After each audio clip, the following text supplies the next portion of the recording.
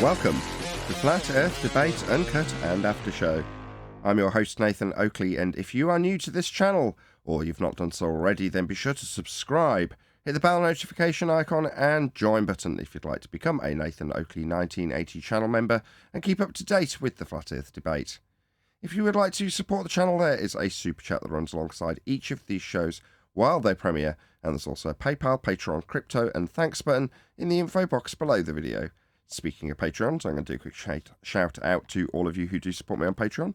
So, a massive shout out of thanks and appreciation to Jason Hornsby, Christoph Fournier, John Travolta, JMels24, Yuya Namento, M, Iron26, Endless, Goldie McKiernan, Retro Bill, More Books, Cannabear, Fiber Oats, Bogey, Michael Kahn, Rob H, John Kays, Patrick Gunnels, Banter, Will Brax, Mel B Styles, Troy Shuka, Hairy Blade, Mobile Max 777, Neo the One, Rob W, Open Minded, Reese Pound, Del West Watson, Maria Nealands, Unbelievable Productions, Blue Ridge Ranger, The Real Gabster, Abraham Mohammed, Skeptic 936, Life is Short, Texas Mike, David Wayne Foster, and Dank. So another massive thank you to all of you for supporting me on Patreon. Now I will hand over to whoever is in Discord and Google so you can enjoy their dulcet tones while I set up for today's live show.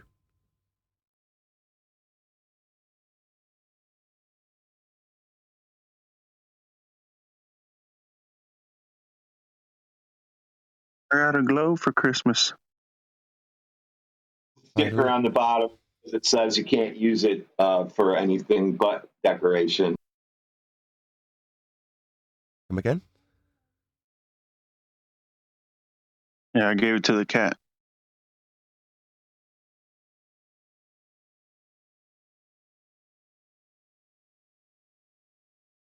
You gave the globe to the cat. Nice. You know, it being a toy and all.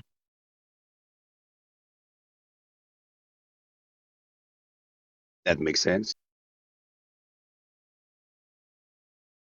I posted a Flat Earthers video, some anti-Flat Earther guy.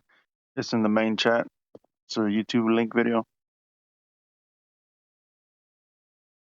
I've got to do a few things for about 10 or 15 minutes, so if you can just chat amongst yourselves, that'd be really handy.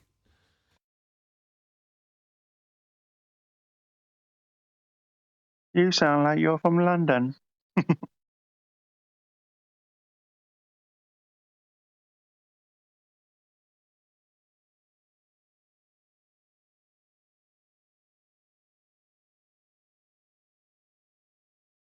Well, I'm glad you're all chatty. That's good to know. Yeah, I was going to say that. Yeah, who's in here right now? I know there's somebody in here. Bunch of Flat Earthers.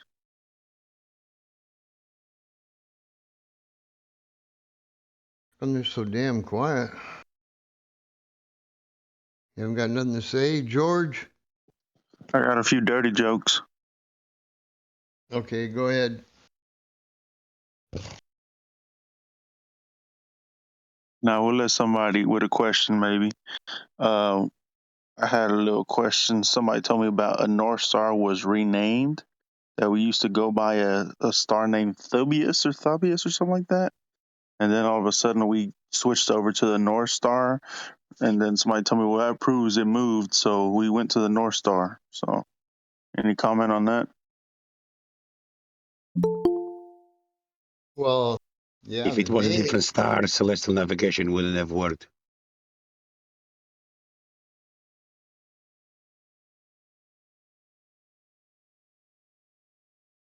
It was a star named Thuban, supposedly. And it was stationary in the sky back then, correct?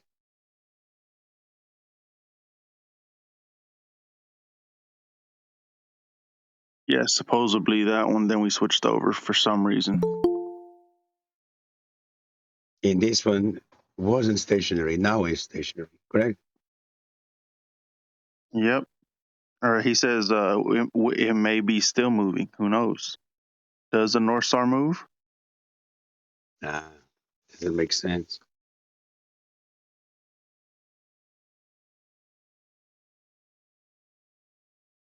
If you think about it, any star could be called the North Star. The one you're speaking of is actually called Polaris. So whatever one is in the center is going to be the North Star.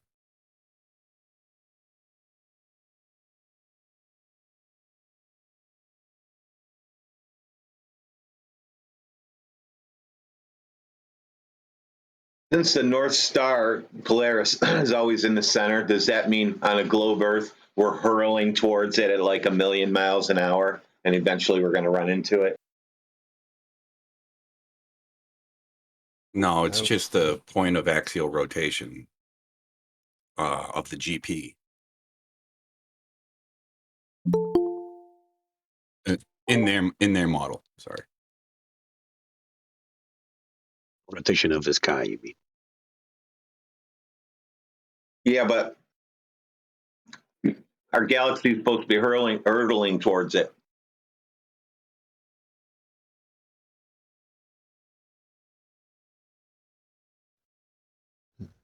No, not in their model. It'll have to. It might change too, depending on what day it is, though. Well, I know that we're hurtling towards it because I can see the sky moving.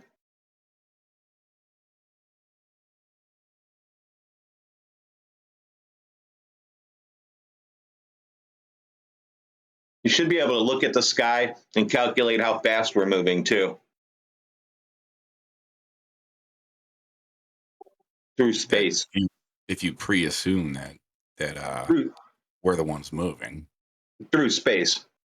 15 degrees an hour is the claim, isn't it?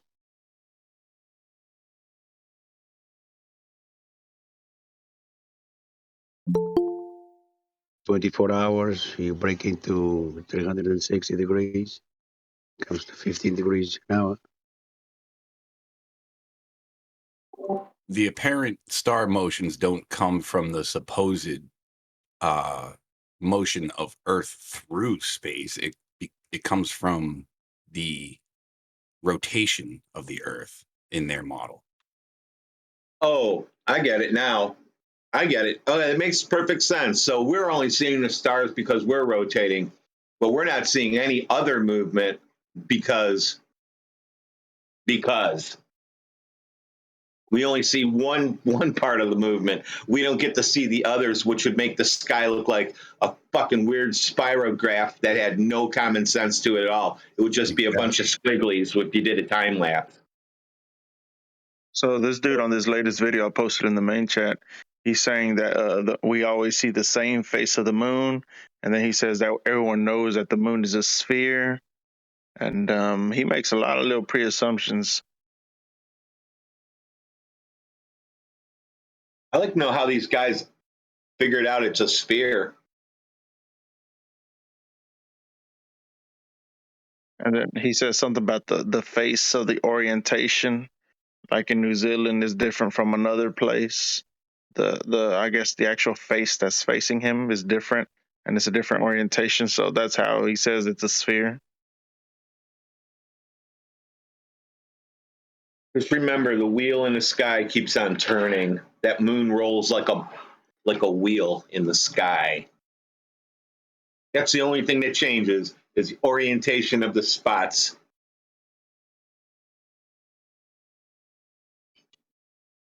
So it may be just a fucking cow flipping through the air.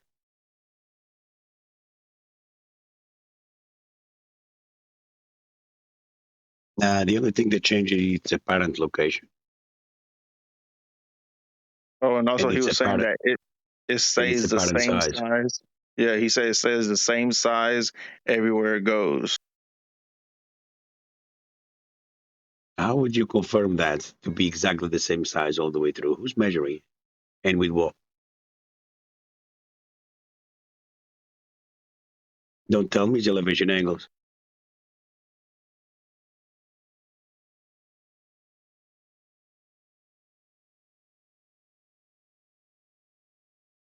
I posted in the live stream how we know that we are living on a ball. It's something that we have on television, so that is our proof right there. If you don't believe somebody, I heard somebody tell me if I don't believe them, I'm crazy because I didn't believe something they said. They told me I'm crazy and I'm a conspiracy theorist. They told me something and I didn't believe them. That's crazy there. Just saying that. What's the matter with these people?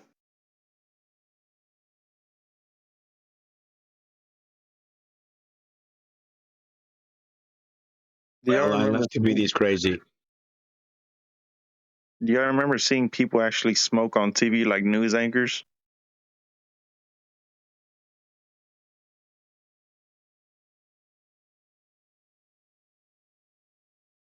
Yeah, I do.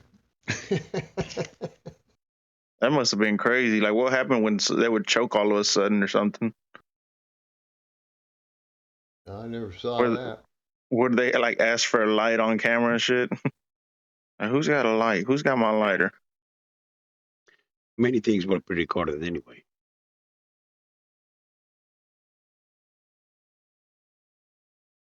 But you can tell that they would Smoking was do it like also. vitamins. They all did it. You know, You can tell that they did it too, though, to present themselves with a little more gravitas or some shit. Like it was a fancy thing, to be blowing a cigar while explaining something. Yeah. Manipulation.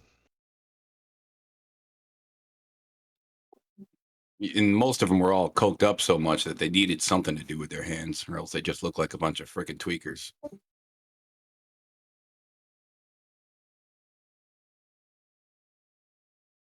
Are you calling Larry King a drug addict? Probably. I'm saying Larry King has drank the Coca-Cola that had the real stuff in it. You got the original.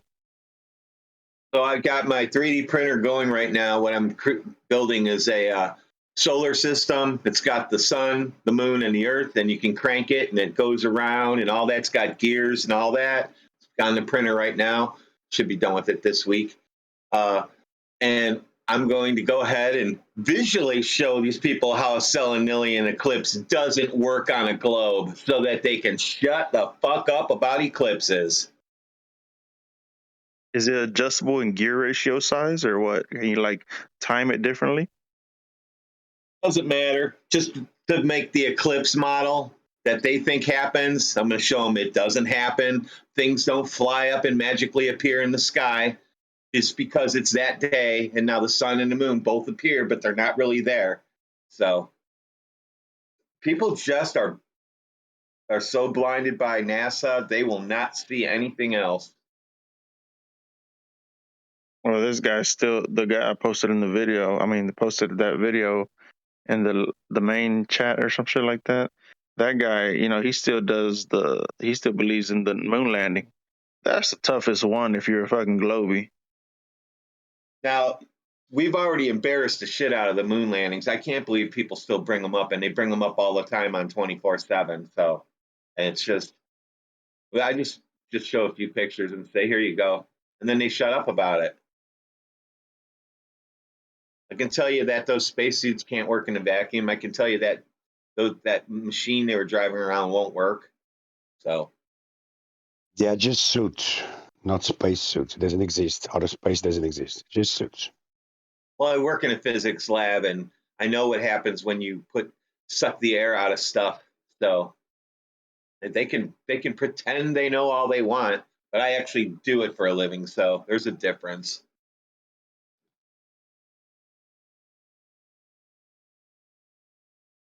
That's according to the conditions that they put forth, right? They did put forth. They said 10 to the minus 10 to or 10 times 10 to the minus 17 torr. So they've already given their baseline, and that's supposed to be like you can't recreate that. That's why they made the number that big. So if you tried to recreate it, your apparatus is going to collapse in on itself. And I would get out of the room when it does that.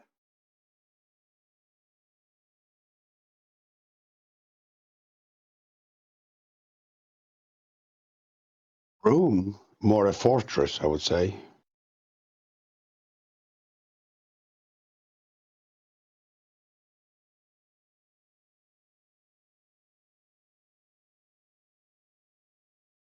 Our clean rooms are like mini fortresses.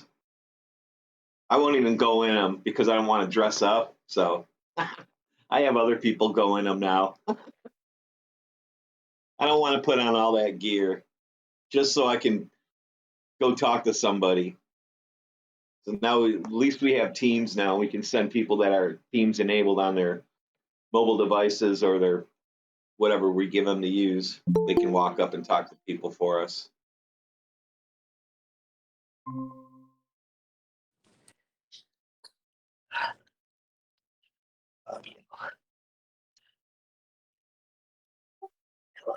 I invited a lot of globies on. I always just shit post YouTube links, just saying, "Hey, come on the Nathan Oakley Show. Tell us all about it."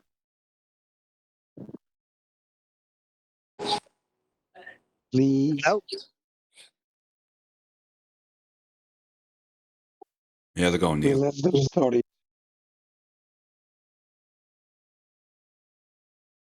hello, mic check. We can hear you. You good. Hey Neil, how does it feel to share the name with a fraud? With the who? With a frog? Kermit? Who? Tyson. He's also A Neil. fraud. Oh, he shares that name with me. I don't share it with him.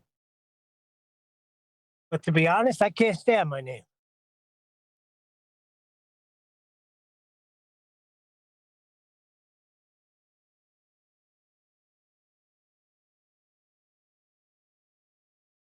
I had a hard time getting in. What was going on? We was having issues?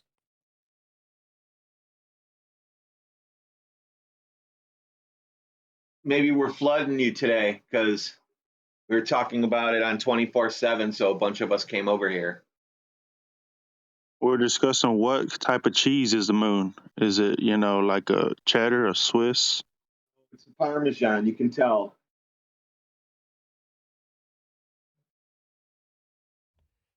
Damn, that's a good question. It's not. It's not. It's not American cheese because that's like gooey. I think Maybe it's it's Gouda Russian. cheese. And that's good cheese too. Seems like a stupid question to be asking, if I'm honest.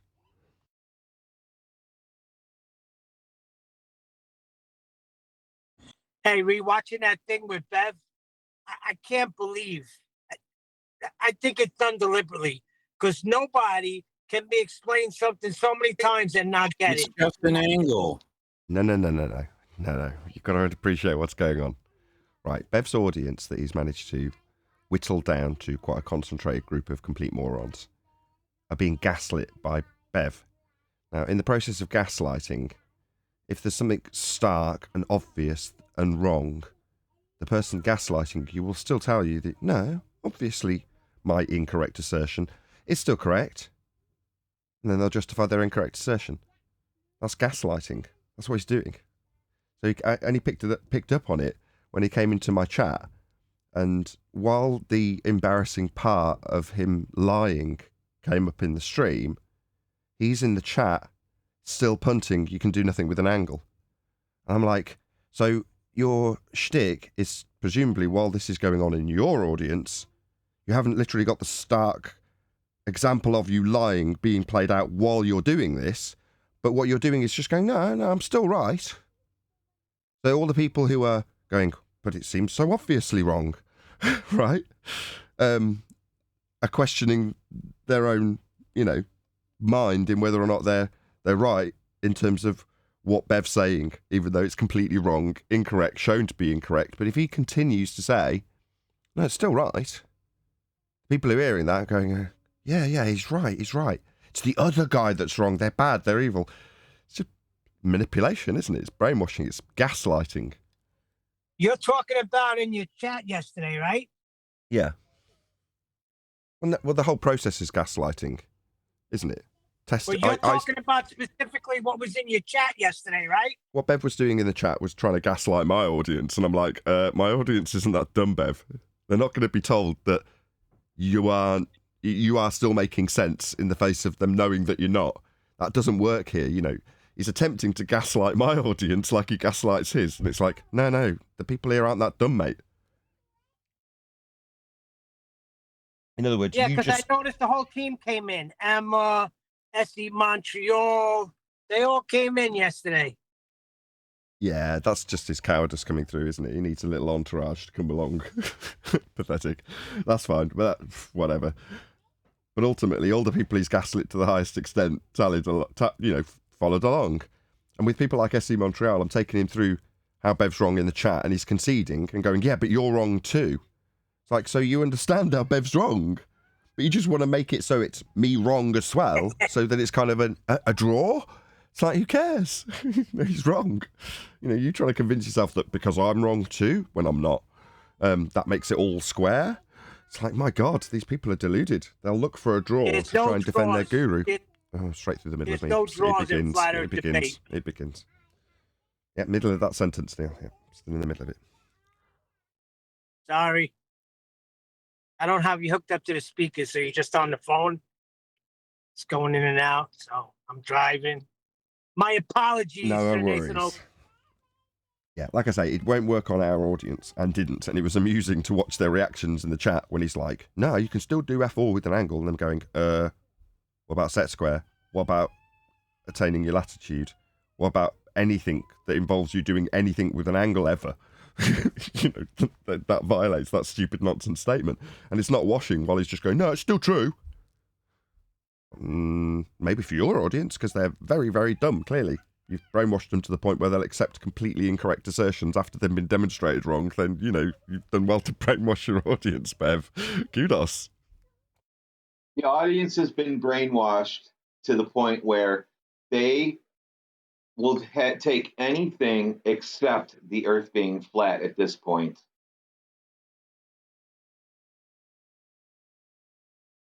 You mean because your shtick is that we've got waves and stuff? No, just because of people I talk to all day long, it could be this, you know, it doesn't have to be flat. It could be this. We could be seeing too far because of this or that and the other. They just don't want it to be flat because they don't want flat earthers to be correct. It's just an embarrassment for everybody because we already know it's flat. I don't know if we I already agree. know it's flat.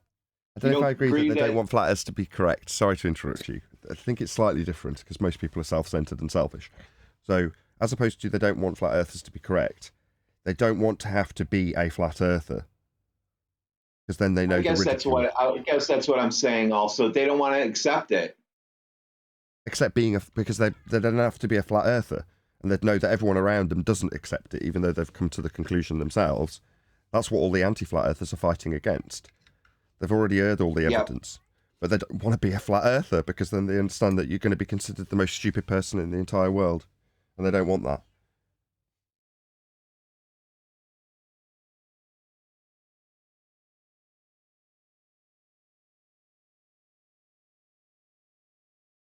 It's a strange balance of vanity that allows you to be a flat earth YouTuber. You've got to simultaneously kind of not care about people's disdain towards you and ignorance in their hand-wave dismissal of anything you say as soon as you're branded or understood to be a flat earther. But by the same token, as a YouTuber, I'm still looking to become popular on YouTube and all the rest of the normal things a YouTuber wants.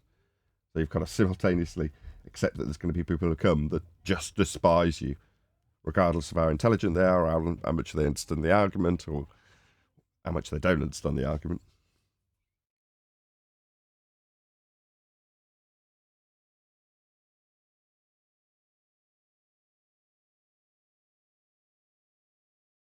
I was having a little chat with Adam over the weekend, or over the Christmas, I should say. And I am of the opinion that they're eventually going to inevitably have to shelve heliocentrism. Too many people will be exposed to the nonsense, figure it out for themselves, whatever. Over a period, it might be 100 years, it might be 500 years, it might be 10 years, who knows? But the point is, in a given period, a lie, not a lie, an incorrect assertion about your reality, let's just say, has to be corrected. Eventually, if enough people know it's not the case and don't believe in it anymore, it's got to be replaced with something. But heliocentrism's too intricate and too well developed and too expensive and has had too much man hours invested in it to just chuck it away. So what do? You have to package it up and put it away on a shelf somewhere.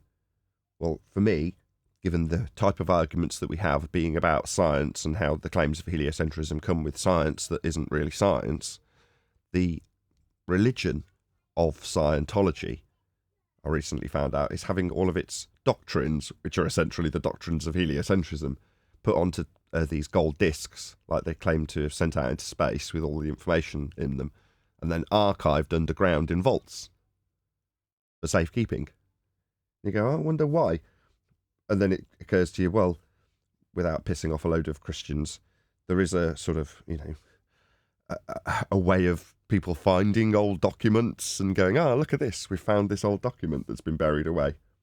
Oh, I see what you're saying.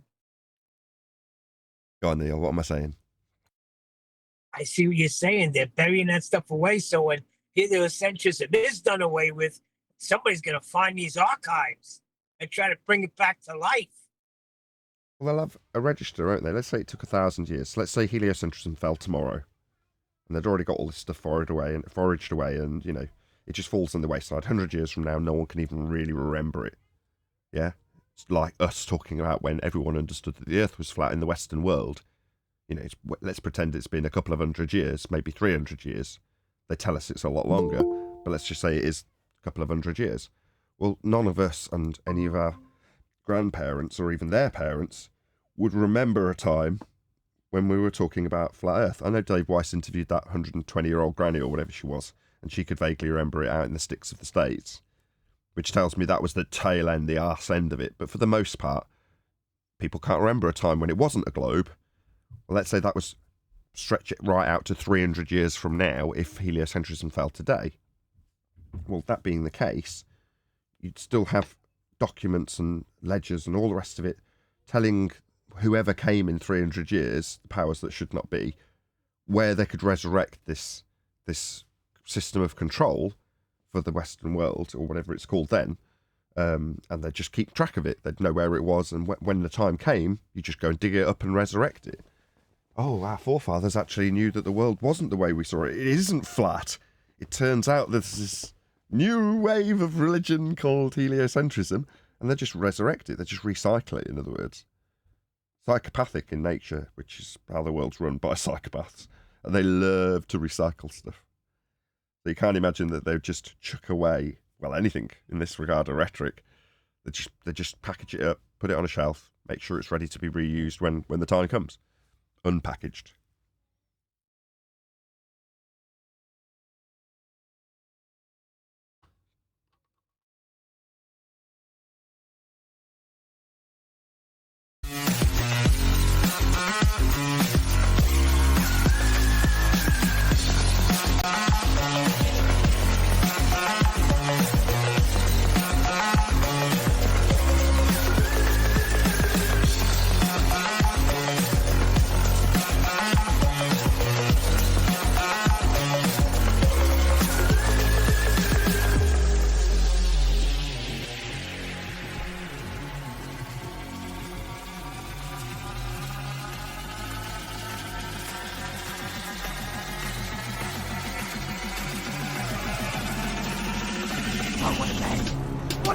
Welcome to Flat Earth Debate Live. I'm your host, Nathan Oakley, and if you are new to this channel, or you've not done so already, then be sure to subscribe. Hit the bell notification icon and join button if you'd like to become a Nathan Oakley 1980 channel member and keep up to date with the Flat Earth Debate.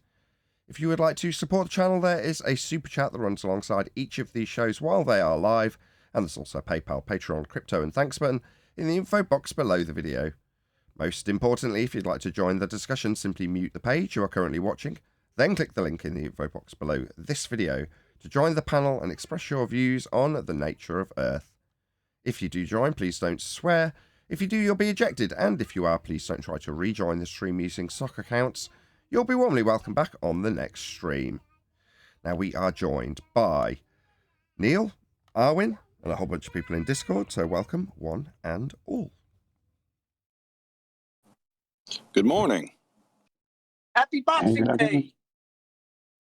Yeah, happy holidays, everybody. Yeah, happy holidays, happy Hanukkah, happy Diwali, happy Christmas, and a Merry New Year if you're watching it after the fact. But if you are watching this live, it is indeed Boxing Day here and many other places in the Western world. So happy Christmas for yesterday, and yeah, it's good to be here. Smash the super chat to support this channel. What exactly is Boxing Day? What do you celebrate? Boxes. Boxing up your stuff and returning it.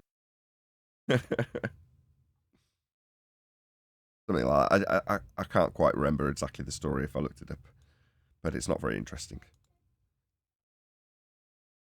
Anyway, should we do a bit of housekeeping? It's mainly you and Arwin. I'm going to lean on Neil. I know what it is. It's when the rich give the poor presents. Hello, guys. Call it what it is. Perhaps. Maybe we'll never know. Maybe someone from the live chat will look it up because they're deeply interested in why we call it Boxing Day.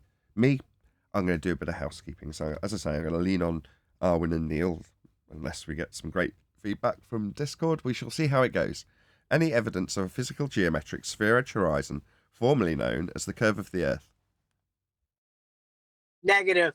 Yes. Arwin, how about you? Yes. You need to Didn't you know Fight the Flat Earth figured it out?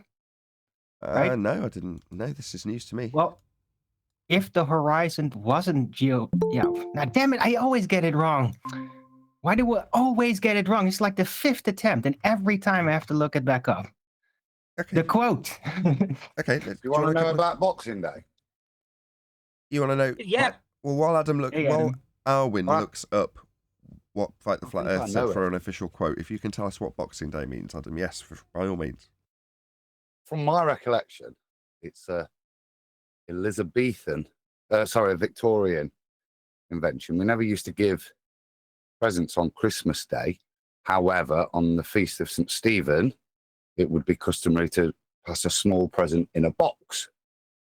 And so just a small box present to be handed over. And that was, I think, as far as I know, the main time when we started to give presents, certainly in Britain. So St. Stephen's Day became known colloquially as Boxing Day, the day that you'd start to actually just give a gift. So that's my understanding of it. Right. How very bloody interesting. Thank you very much, Adam. Yeah, I got the proof. I got Flight the Flat Earth's proof. Okay, You couldn't have a refracted horizon if the horizon wasn't geometric. That's the proof of Earth curve. That's a begging the question fallacy. Okay. I had somebody in my chat yesterday, by the way, who kept arguing for like the radius. Like it doesn't need to be measured through the horizon. They just have that value and they can calculate it and they can derive it through stars. The guy was basically doing my Baldwin process of trying to avoid using the horizon to establish the radius. And he really meant it. And he kept doing that like the entire show. So check that out.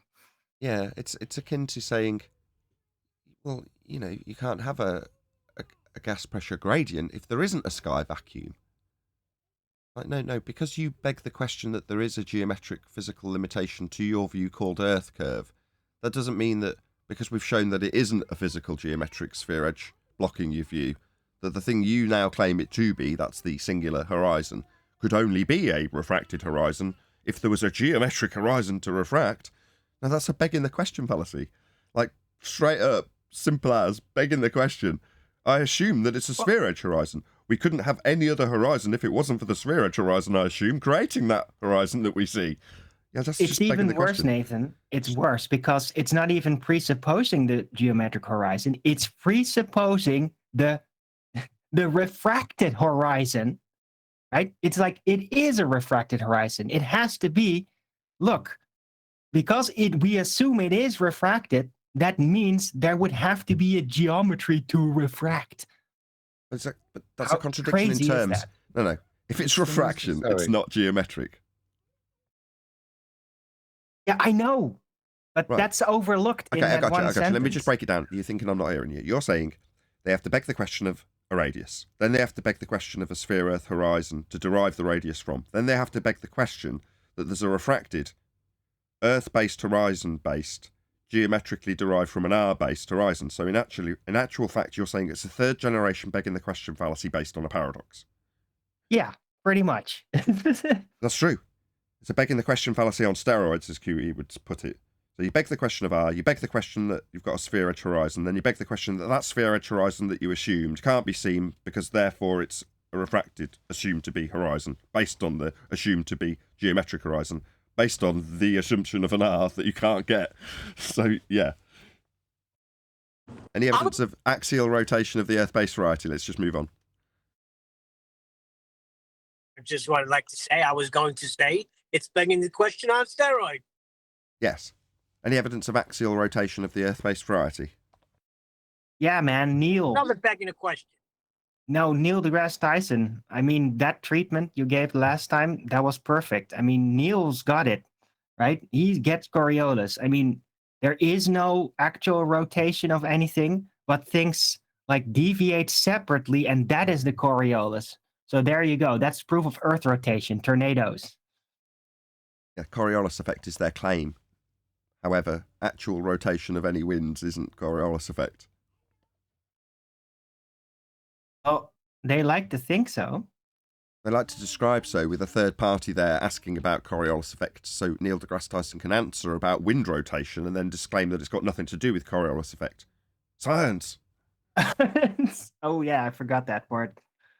Yeah, you need to lie. Like, oh, look at this thing. That's not the answer to your question. Oh, and let me emphasize at the end that it wasn't actually the answer to your question, knowing that you've already forgotten the question. Let's move on. Even though it's in the title below the video in that instance. Any evidence of the distance to the sun? Ah, it's over there, shining nice and bright. We got angles to it. That's about it. So please share the show if you're watching live. There's 70 odd people watching, which is great. Oh no, that's wrong. 70 people who have watched, 45 people watching, which is terrible. Please share the show. Any evidence that level is not horizontal?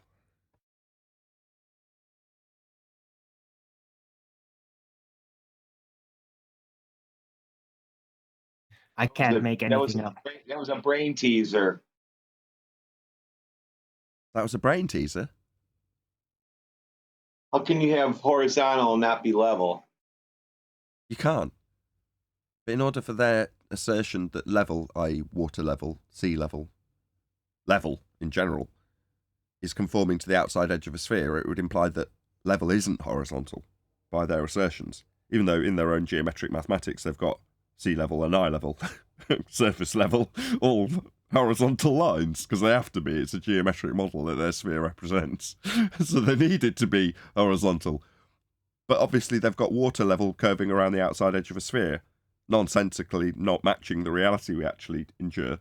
So the anti-flat earther who's faced with this paradox would declare that horizontal actually conforms to the outside edge of a spherical surface, therefore is not level. So you're saying because we can see way, way too far, Can we? That doesn't line that. up with the fact that we see horizontal as being flat and level. That doesn't make sense why we can see for 20, 30 miles. You said two different things. You said we can see for 20 or 30 miles, and you said we can see too far, which I would categorically disagree with. What too far is by comparison to a sphere assumption of how far you should have your view limited by a sphere edge horizon geometric in nature at 1.2 times the square root of the observer's height in feet. And there's a natural tendency for a flat earther, which I know you are, to state beyond that 1.2 times the square root of the observer's height in feet physical earth curve edge horizon obstruction. If we can see beyond that, then we are seeing, quote, too far. No, we're not. That's correct. Back to the clock example. So I've given this many times before. If you've heard it, just switch off. Or don't, share the show. If you're stood, I think I gave it with Josh in your wiki most recently. So me and Josh being a baller, are stood looking at his view of the Chicago skyline across Lake Michigan. And as a baller, Joshua Nowicki says, that's not actually Chicago, you know. I go, what? He goes, yeah, we're seeing too far. I go, what? Yeah, it's too far to be Chicago. Yeah? The Earth curve's obviously in the way. And again, I go, what?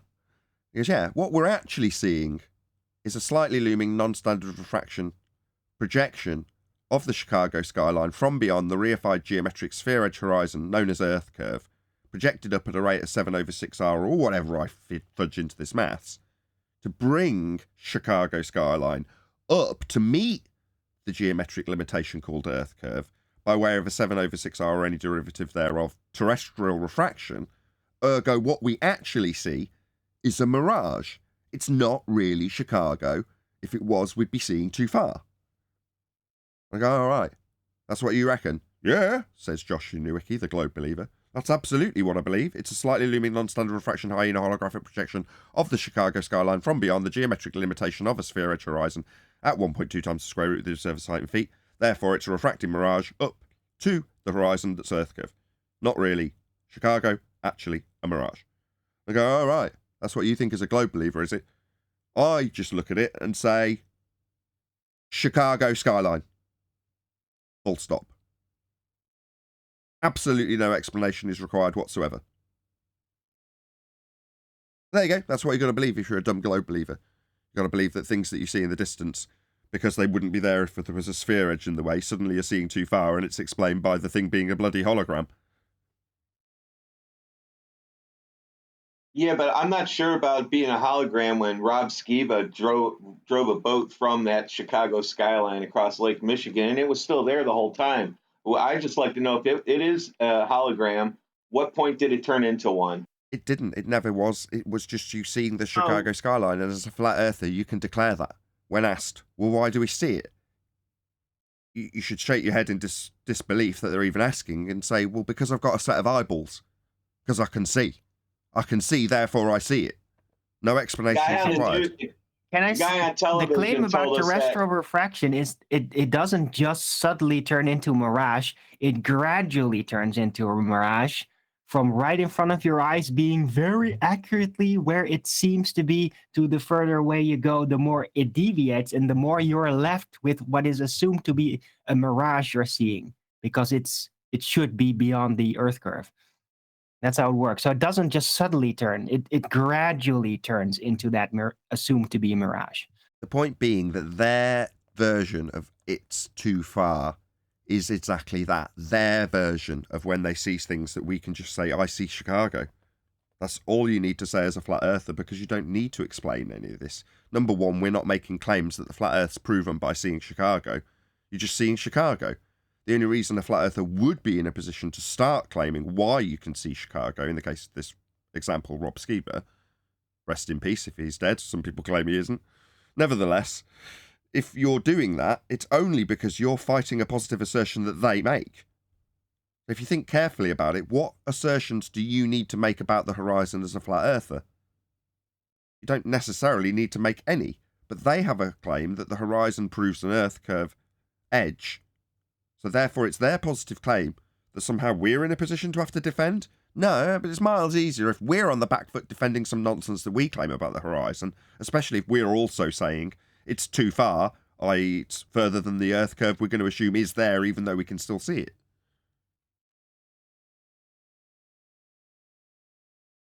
Any evidence of a self-perpetuating molten iron core at the centre of a presupposed spherical Earth? Well, technically not yet. They thought they were going to get some, but it didn't work out. They were off continually. So, but they still assumed that there should be something down there like a magnetic core. Down where? Well, hold on. That's an oxymoron. You can't have molten iron and magnetism at the same time. They'll get to that when they find it. I take that as a no. No evidence of a self-perpetuating molten iron core at the centre of a presupposed spherical Earth based on an R value. Any evidence of the R value before we assume we've got spherical? Just to update that there is a new strap on, isn't there? Too a new strap on. Yeah, that was your Christmas present, wasn't it? Happy Christmas. just to mitigate for the passing of the Curie point, which is obviously a contradiction, for it to be magnetic and molten. And so they have now invented a term, and this is what's happening, to allow the field of superionic, which is that, I say, it's just a strap-on fix for a problem that was created by the initial claim, which was unsubstantiated in the first place. So when that contradiction points out, they have to invent a new thing to fix the problem because of the apparent contradiction. Superionic. Okay, but how is this superionic state being created and maintained? Bloody hell, Arwin. Immediately, just with the description from a flat earther of the bullshit so-called strap-on fix, you're going to beg the question with him. No, I'm immediately going to point out, like, oh, that sounds, I don't even know exactly what it is, but it immediately sounds like that's going to take a lot of energy that's not even claimed to be there, right? So it's like creating a plasma thing. It's like, yeah, see, oh, it's like this. Yeah, but it's plasma. You have to insert a lot of electricity. Let me try and rephrase it for Arwin. Okay, the conditions are going to be obvious, aren't they? The conditions will be what they claim it to be at the center of a presupposed ball. They'll be the magic conditions required to make superionic state. Okay, let me just try once more. Right, so I think you need a container to do that too. Yeah, the state that they claim is irrelevant because there's no evidence for anything of that nature. But what we're doing is arguing about how the gas lamp in Narnia works. And previously, someone said it just worked on butane, just normal gas. And then someone else comes along and says, no, it can't work on butane. There's no pipes running to it and nobody attends it. So it would just run out. There'd only be a finite amount and it would run out. So someone else then comes up, here's my comparison to the example we're using, with a different state. What did you call it for the molten iron core? Let's just use the exact same term. What did you say? Superionic or something? Yeah. Okay, there's a superionic butane in the gas lamp in Narnia. Now, at this point, you've got two choices. One, argue about how likely superionic butane is to run the gas lamp in Narnia, or point out that there's no evidence of Narnia. Which one you're going to pick? Well, Arwin's going to pick, we're going to argue about the superionic butane in the gas lamp in Narnia. That's what Arwin's doing.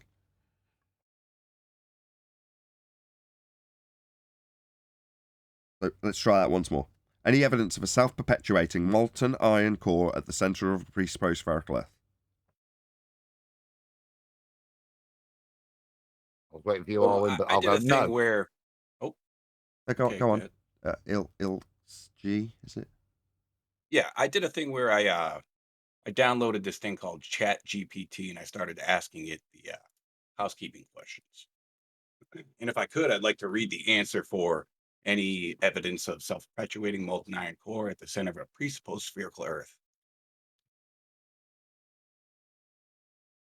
All right, so this goes on to say, it says, there is a great deal of evidence to support the existence of a molten iron core at the center of Earth. This molten iron core is thought to be comprised mainly of nickel and iron. Now, funny thing, it says right there, thought to be, when they just said they have evidence to support it. And it is believed to be responsible for many of the Earth's geological features, including the Earth's magnetic field and the generation of earthquakes and volcanoes. Well, the last two are completely incorrect even within their own rhetoric. Earthquakes. Nathan, I was going to say that they actually went from knowing to a belief at the end. They said at the final part, it was just they believe. At the beginning, they said they have evidence. Then it was something else. Then they believe. So they're full of shit too. Sure, but the supporting. Volcanoes ain't in it. But the It's supporting actually 4 paragraphs long here. So there's 3 more paragraphs where it tries to provide more evidence. Sure, but the evidence you provided so far was in regards to what is claimed to be the effect of tectonic plate activity. So the ring of fire is where all the plates are linked in like a circle if you plot it out. That's the ring of fire where all the volcanic activity takes place. But that's as a result of the friction claimed to be generated by the tectonic interactions, creating pools of lava below the surface level of the crust, the outer crust. So it works its way through the crust, but the crust is a very, very top the toppermost layer in a sphere of Earth. So to say that it's coming from the molten iron core is absolutely absurd. It's not coming from thousands of miles down. Far from it. That's not even the current rhetoric. So they're saying there's proof of a core, there's loads of it. We think it's made up of these materials. We believe it causes the magnetic fields, and it's also somehow connected with the completely unconnected tectonic activity at the Ring of Fire that somehow is translatable into earthquakes when they move, i.e. the plates are claimed to judder along one another. That would be the cause of an earthquake, according to the bullshit rhetoric that they currently spin. Now, I say it's bullshit. I don't know that it's true. I don't know that it isn't either, so it's hard to call. But that is the current rhetoric. Absolutely sod all to do with the molten iron core.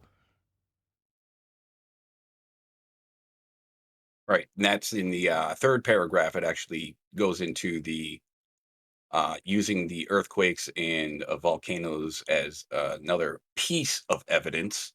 And then, but all of these paragraphs end with a sentence where it says something along the lines of these all provide further support for the idea that the Earth has a molten iron core at the center of it. So they don't actually provide any proof. It's all just ideas, and it's thought to be. Yeah, it's the least supported of all the things we have in housekeeping, which is what makes it the most absurd, really.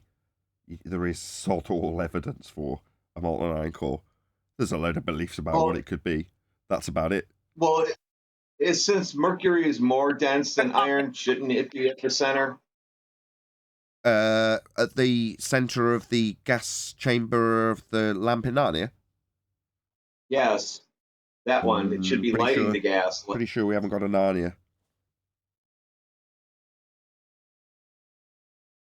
There is no center of a sphere Earth. There is no sphere Earth to have a center. So it's just Narnia claims. Let's move on. Any evidence you can have gas pressure without the necessary antecedent of a container to press upon? Got conspiracy cats on screen. Without the container, there can be no pressure. That's got to be a conspiracy.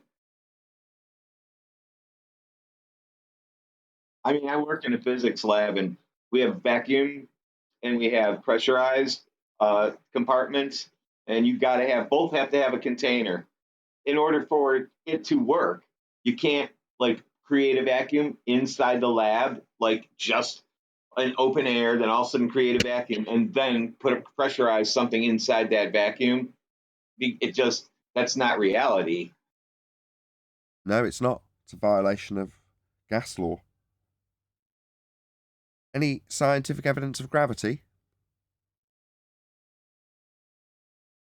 Nope. But that was me thinking there'd be more people watching today. It's like, yeah, there'll be people who, they've kicked back, they've opened all their presents, they'll want to be watching Flat Earth Debate on Boxing Day. 63 people watching. They're Terrible. all sleeping out late. Maybe. Right? Either way, if you are watching live, thank you very much for tuning in. I didn't realise that we'd have so few people, but there we go. 65, I suppose, is better than nothing. Please share the show. Nathan, there's literally nobody out in Alabama where I am. It is like a ghost town right now. Right, so everyone's at home with their laptops and their iPads. You'd think they'd all be wanting to watch YouTube. But there we go. Maybe they're all watching Santa on Netflix. Who knows? In any event, any single viable hypothesis from any of the fields of astronomy, cosmology, or astrophysics?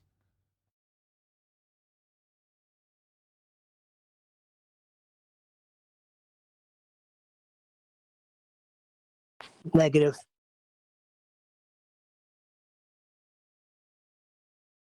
Nope. No. Any evidence you can require an elevation angle measurement from a curved baseline? Ooh, that seems impossible. That's technically impossible. I mean, it's not like, oh, well, we don't seem to find that. No, it's like technically impossible. It's contradictory because of the geometric nature of these elements. I think we've covered all the housekeeping questions. If anybody's going to correct me, I think we're going to move on. So, Adam, Did your little noggin start ticking when I put my ideas in regards to tucking away the Scientology, basically heliocentrism rhetoric wrapped up in a religion, in the vaults on the gold discs? Well, yes. Is that not what? Yes, a little bit, because obviously there's the Voyager discs and plates, isn't it? It was kind of getting my head running around that, and why is it on that in years' time? What did that remind me of? And I said it reminded me of is it Joseph Smith, the founder of the Mormons? The gold stuff, the gold in a hat, right? Yes, yeah. Joseph Smith, indeed. Is that Mormonism? Yeah. Yeah. Well, they're all the same crowd, right? All of these guys are all associated with one another, aren't they? Yeah. Hold on, but I asked the question before, but you started the show. Then what happens to religion when, let's say tomorrow, Earth is flat all across the world? What happens to that religion? That's what we.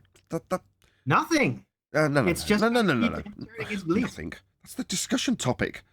Arwin, hold on. Just try and keep up. What we're talking about is packaging up an old, out-of-date, defunct rhetoric. And we're suggesting that if this was to happen with heliocentrism tomorrow, what would happen with that religion? Does it just die?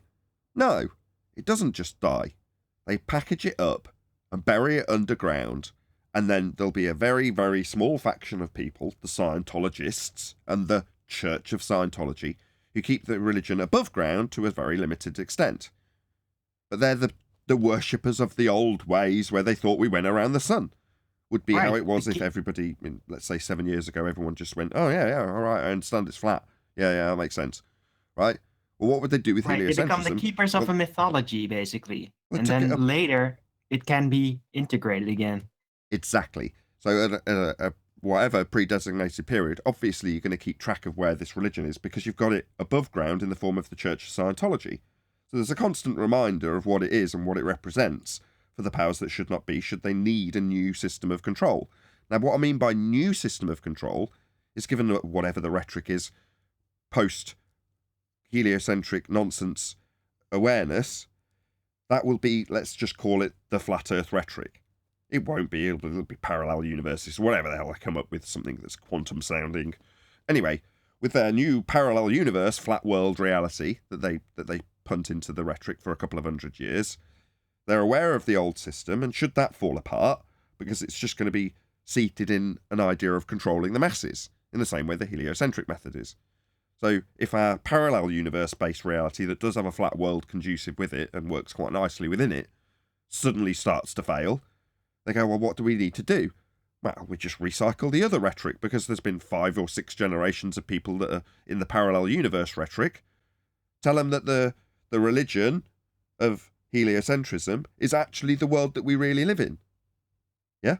And they just regurgitate it back out like they did when they originally launched heliocentrism. For all we know, when they originally had Copernicus telling us about the world being a sphere, he was doing exactly that. Repurposing a rhetoric that had been tucked away for a couple of 100 years after it failed. You know what I mean? Or they come up with a story of these guys who have made these discoveries in lieu of bringing it up. So they dig it, let's say for our timeline, they dig it up a couple of 100 years ago, the heliocentric rhetoric, and start to impose it. But in so doing, they have to come up with stories that took place 1,000 years ago. So they just invent a few characters. And those characters come into the plot of how the heliocentric model was discovered, post them just invoking some old dusty rhetoric that they've dug up. Now, in the case of Scientology, it would, in a 200-year period, 500-year period, 1,000-year period for all we know, literally, they'd dig it up. They'd go to the vaults, dig it out of the ground, and go, look, here we have something that we didn't know the world was. It turns out we're moving around the sun. We were all wrong about it being flat. I'm done. Yeah, they're going to say we have proof. Look. They'd just offer up the maths, again, as though they were new. And they'd have stories of people who had tried to do it 100 years ago being burned or imprisoned. But it's only because they knew the truth. The powers that should not be didn't want them to disseminate this heliocentric moving around the sun world. They wanted to keep it hidden from us. Do you think that they're going to hide? Do you think they're going to hide giant globes with the other material so they have like some kind of reference to work with? They are. That's exactly what they are doing. The Church of Scientology, and it's not that they are doing it, they have already done this. They already exist. They're already buried in the vaults, in completely sealed, temperature and pressure controlled environments. It's already been done. So they've already tucked up heliocentrism. It's already packaged up, tucked away, buried, ready to be rediscovered in a few hundred years' time should it fail. It's going to fail. When did you hear this? I keep hearing two people at once. Go on, Neil. I just said, when did you hear this? That they have saved this nonsense and are hiding it somewhere or shooting it to space. When did this occur? In the last 10 years. Look it up. Just look up Scientology's archives. Just type that phrase in. Okay, and I'm going to tell you why. It's because we exist. That's why they're doing this. You're We're so a major arrogant. threat. No, it is not because we exist. These things are cyclical. Do you not think that they haven't been through this cycle already and know precisely the way it ramps Not up? like it is now. Oh, my bad. Do you not think Not they know? like it is now. Yeah, my bad. Third attempt. They already know cyclically how these things ramp up, succeed, and then fail on their arse. And they know the time span that it's going to happen in. So in terms of, I assume, this cyclical nature of heliocentrism, we're seeing the tail end of it. Right? So that's all we're doing. So therefore, they'll know how long it takes. And they've already instigated the tucking it up and filing it away long before Math Powerland and Eric DeBay for some and Mark Sargent for others started to disseminate stuff that had been pre-disseminated back in the 70s to keep the flat earth rhetoric of persecution or whatever you want to call it, ridicule, alive and kicking. Because that's part of the process. That's symbiotic to having a globe earth rhetoric. You've got to have the anti-globe rhetoric of reality suppressed in a way that it's still allowed to exist. A lot of the world is utilising the maps and the angle measurements to be functioning. So you can't kill it, but you keep it alive in ridicule. Well, that again is part of the process. So for me, if we're just part of the machine, it's not because of us. How dare you be so arrogant as to think we're that influential when we're just cogs, as far as I can tell. Just crappy cogs that don't get lots of oil being money. Smash the super chat to support this channel. Hold on. I'm not saying up in flat earth debate. I'm talking about the topic in general. It's gaining momentum more than it ever has before. But when you say gaining momentum, you mean more people are appreciating that the nature of their world is as it appears? Okay, that may very well be the case. But that obvious and observable nature of reality, to me, isn't something you can describe some people as waking up to. That just is the world. It didn't unfold when you had an appreciation for the deception that you were under. That's different. Well, the deception is a control structure, and control structures are destined and deemed preordained in many ways to fail because they're predicated or based on lies. So they're predetermined, they're gonna fail. So you have to have certain fail-safes in place, new rhetorics to replace them when they inevitably fail. So to assume that we've pushed the failure, I just think that's just nonsense. I'm not that arrogant. 75 watching. Hopefully we can maybe get to 100, which is like the standard that we normally are always at for a Boxing Day special show. Man, I wish I hadn't gone to the effort of arranging stuff for the kids to do for this hour. Not that I'm saying this isn't worth it. I'm having a lot of fun. Hopefully you are all too. You reminded me a little bit of Martin Luther in what you're describing. I mean, in a way, what you're claiming they're doing is what is being claimed has been done in the past, which is the resets. It's not a fanciful tale. Like I say, you could look at it and say that's exactly what guys like the mud flood, not necessarily going into mud flood, but the underlying accusation in all of that is that there has been a reset, and what you're saying there, that the revelation of old material to construct a new society, based on what they want, what they've buried, and what they're going to pull up after cataclysm, war, however they used it to make society forget. I just draw that analogy, Nathan, between what you're saying is going off, and it's very, very similar to how people are. So some people are viewing the past, sort of from the 1800s onwards.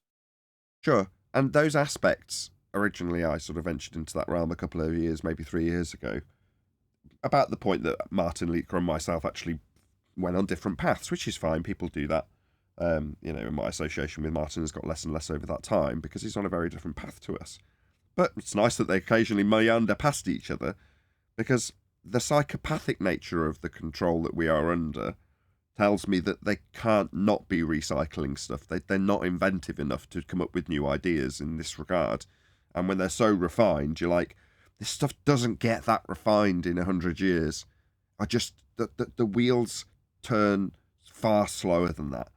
So for me, the level of complexity and beauty within the heliocentric model is over-refined. And each time it probably goes through the mill being, the use of it in a control manner, it will become more and more refined before it gets packaged up and put away and buried and then brought back out again. But when it gets brought back out again, it doesn't take much dusting off for it to be back to the refinement level that it was previously. Now, in the death throes right now, probably that's where the most refinement takes place. When it's first discovered as a new rhetoric, or I forget how Adam beautifully phrased it earlier, the rediscovery of old rhetoric. I can't remember how you phrased it, something like that. But exactly, that's what I'm driving at. You were much more eloquent in the fewer words, the more concise words you used. But nevertheless, that's exactly what I'm driving at. And in so doing with heliocentrism, if you imagine my scenario in 200 years' time when they dust it off and bring it back out, all of the stuff that we did here now is just incorporated into the refinement of that control structure when it's re-released. Therefore, all of the notions of pre-using a geometrically refracted horizon, paradoxically speaking, that would be in the original rhetoric when it first came out, or worked into the stories that somebody had already figured out that they'd have to, assume that there's going to be a certain light of bending when they measured the non-geometric horizon in the revised Al-Biruni story about some guy that didn't ever exist. Can you imagine them using it and calling it the Orwellian paradox as well? They probably would. I was going to get there. You're so well tuned to me. You knew exactly where I was going, didn't you, Adam? That's what I was going to get to.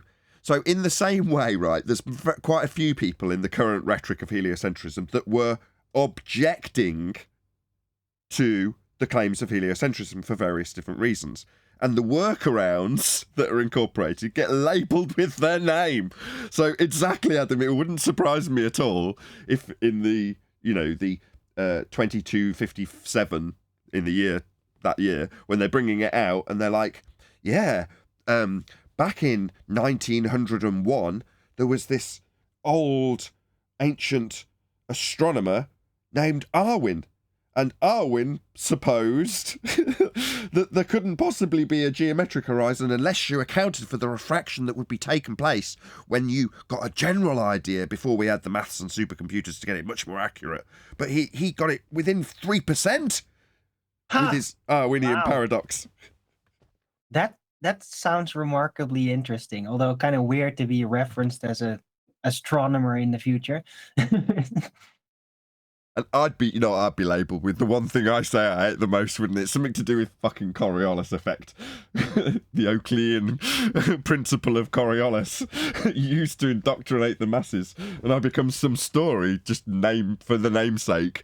The guy that's figured out some bullshit about Coriolis so that we can definitely know that we're turning and not turning on a non-inertial/inertial reference frame, both simultaneously inducing the drift that we don't see, and calculable in an effect that is only a fictitious force.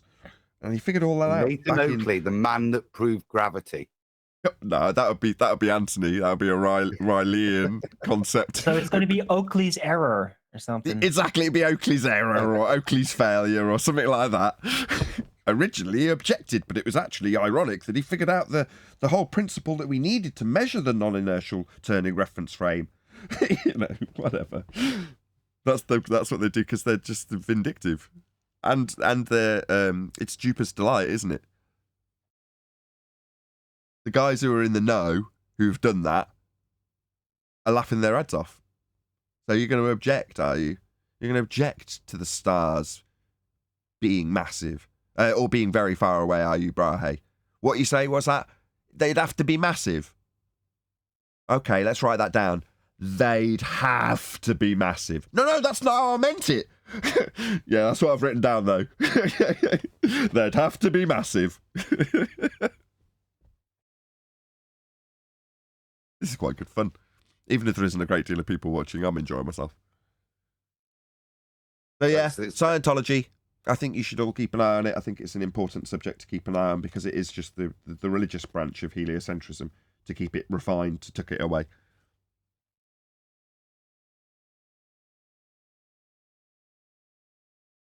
Go on, Adam, what were you going to say? Well, the only final point I'd say, maybe that is the full refinement of the new one world religion that it is postulated. So maybe that could be it. That's how, because you often wonder, how would you get that in? If that's a named aim of theirs.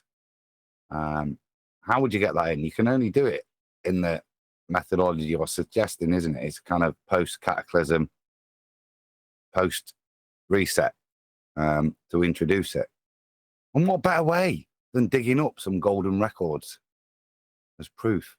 Exactly. And part of the story was about one of the gold records being sent out for all mankind into the ether of the space vacuum, so that some other aliens on some other planet, because now we're all going to get the notion that the lights are planets, are going to receive that gold disc, like the gold discs we've got.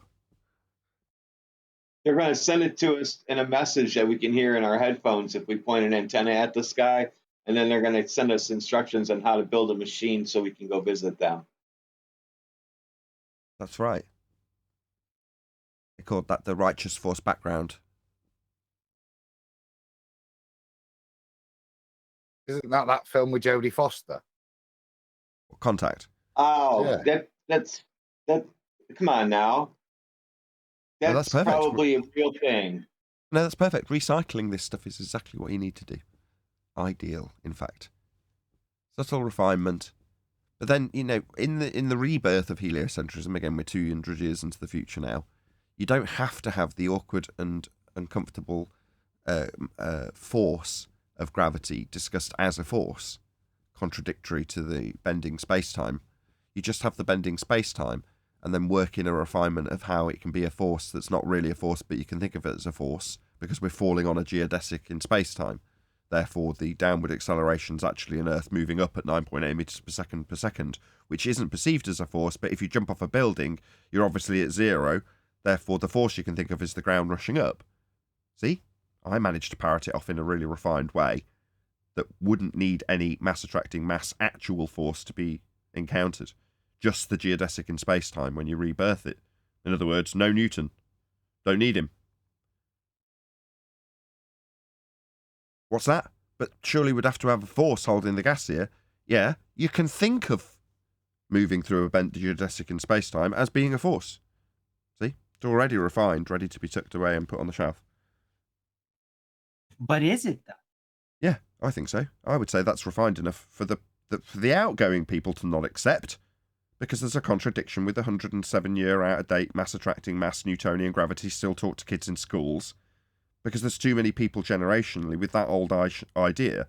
So you just separate the lower educated people from the higher educated people, who are obviously more worthy of understanding that it's a bent geodesic in the current rhetoric.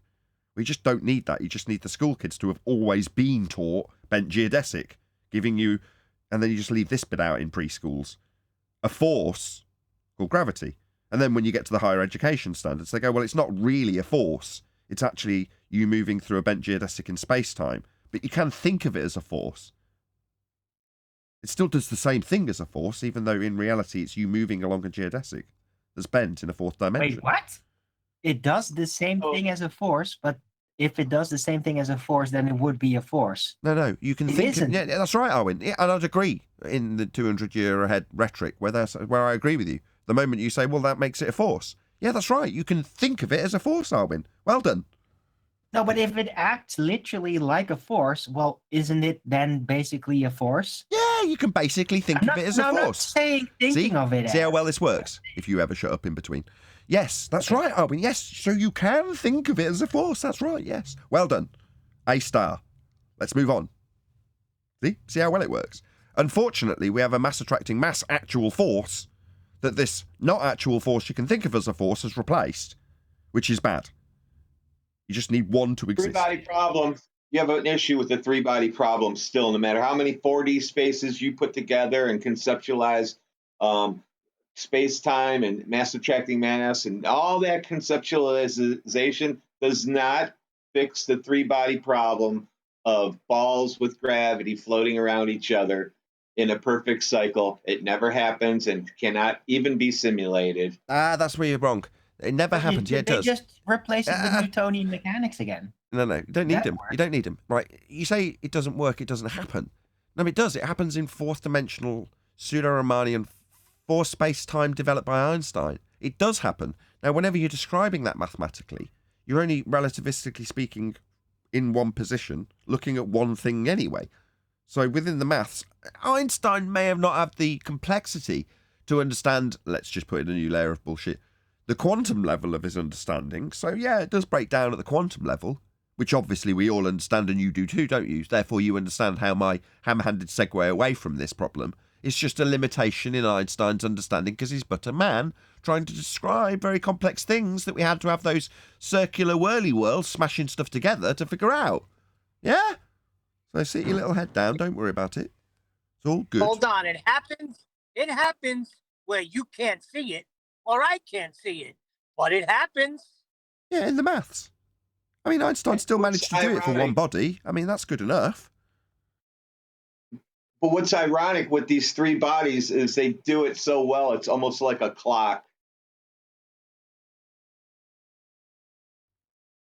So, yes. What comes next? I think what we will have to comport with our actual flat Earth existence is parallel universes. They've been ushered in since I can remember in the 80s. Slowly ushered in from, what's his name, the guy in the wheelchair. Kings. Yeah. So he ushered that in, and I can remember it starting to filter its way in and ramping up towards now. Now everything's parallel universes. Right. So the next thing they're going to need is the portal to the parallel universe. Someone else reading my mind. So recently I've got the new computer that's been very kindly given to me by one of the fans of the show. And it's got RTX on the graphics card, which is a very interesting technology, ray tracing technology. And therefore I'm just interested in it, generally speaking. And one of the games that's quite old now, probably 10 or 15 years old, is a game called Portal. And there's an interesting sequence in Portal. Well, two interesting sequences that tie into this discussion. One, which I won't labour too much but it's on a side topic, which is the end sequence to the game, where the main character, the protagonist in the game, fires this portal gun at the moon and opens up a portal between the moon and Earth and sucks in the bad robot, the evil character, into this portal, along with the main character who's holding onto the robot in a very sort of alien-esque, being pulled out of the Nostromo or whatever, which the ship they're in, being sucked into a vacuum. But the vacuum's being created because there's a portal opened up on the moon. Therefore, as she goes through the portal in the game, she's looking back from the moon at Earth with all its high-pressure gas on it. And for some reason, because there's a portal on the moon, that means that the gas is filling the space. But even though she's looking back on Earth without a barrier. So that was the first detail I thought was quite interesting. The second was that the main character, when he goes bankrupt in the plot of Portal, gets this artificial intelligence, also laden with a real person's brain, computer, to figure out a way of financing the projects that he's doing in an alternative way. And the way the computer figures out to do this is by having other alternative parallel dimension universes with the same company existing within them do all of the groundwork as well at the same time. In other words, the company just exists across many different parallel universes because the computer decides so. And therefore that solves the funding problem, right? So it's got all of these, Einsteinian and Hawkins concepts sort of interwoven throughout this game called Portal. There we go. That's something moderately interesting. Did you ever see that movie in the 70s? The what? About that? So this astronaut launches himself off to find this parallel universe, but of course he crashes. And the whole time they think it's a failure. But then he realizes that everything is opposite. He looks in a mirror and everything is opposite. So at the same time he launched, the guy from the parallel universe launched, and they both landed on each other's planet, I guess. Pretty clever. Yep. So these are the rhetorics that would sit in line with a flat Earth. And they can slowly transition from a flat pancake of a heliocentric orbital motion world into just a straight up flat world. So that will be the sort of overlap with the rhetoric transition for us, say, in 50 to 100 years' time, where currently you've got the Einsteinian overlap with Newtonian in terms of the heliocentric notion. Well, as we transition from heliocentrism back to a flat reality, it won't be just a flat world. It'll be a world that we live in that doesn't really exist beyond what we experience, but is parallel with other universes, aka flat. But it'll be the other universes that are the fantastical sandwich nature. And again, that's been kept alive in Flat Earth. So turtles on turtles on turtles on turtles. What's that? That's just them describing a parallel universe in a very comical way. I gotta go, guys. I'll see you Well, tomorrow. that'd be your bag there, Arwen. See you later, Arwen. Have a good crimbo, mate. Yeah, thanks. I'll see you tomorrow. See you tomorrow. They won't see me tomorrow. Are you off tomorrow? Yeah, well, just family stuff. But this is a gap in between. So my youngest daughter doesn't have epileptic fits. We have to sort of dish out the excitement levels in doses. So it's like a day of excitement, then a day of perfect calm. That seems to be good for her. So today is the day of perfect calm. I keep dropping in that because it's family rocking up every 5 minutes as well here. So it's. But I got a nice family day again tomorrow. Me and my son's off out tomorrow. A nice day out. So fortunately, not see you guys tomorrow. So which is a bonus show then. We're not in the middle of doing like a really heavy reaction video or anything. So, and my intention originally was to only do a relatively short live show today, just to keep my hand in, and that's what we've achieved so far. So it might be a relatively good point to round out, unless anybody else has got anything they want to add. I will have a very, very brief after show as well, if anybody just want to hang around for a chit chat after. I've got one little thing to add then for the show. It's only a minor point of just thinking, but earlier on we were talking about being horizontal, and the ballers make a claim that it's not; it's curved. Now we talk about a water level, but I was just thinking, with regards to a water level is equidistant at sea level, and it's equidistant at altitude, but the rate of curvature on a water level, say on Lake Titicaca, 4 kilometers up, means you've got a bigger R value, which means you would have a different rate of change on your water levels based at different altitudes. Yeah, it would be just the consequence of their bullshit. Absolutely, because you haven't got a perfect sphere, but their maths requires it to be so, because you're taking elevation angle measurements and back calculating them with Polaris to a sphere.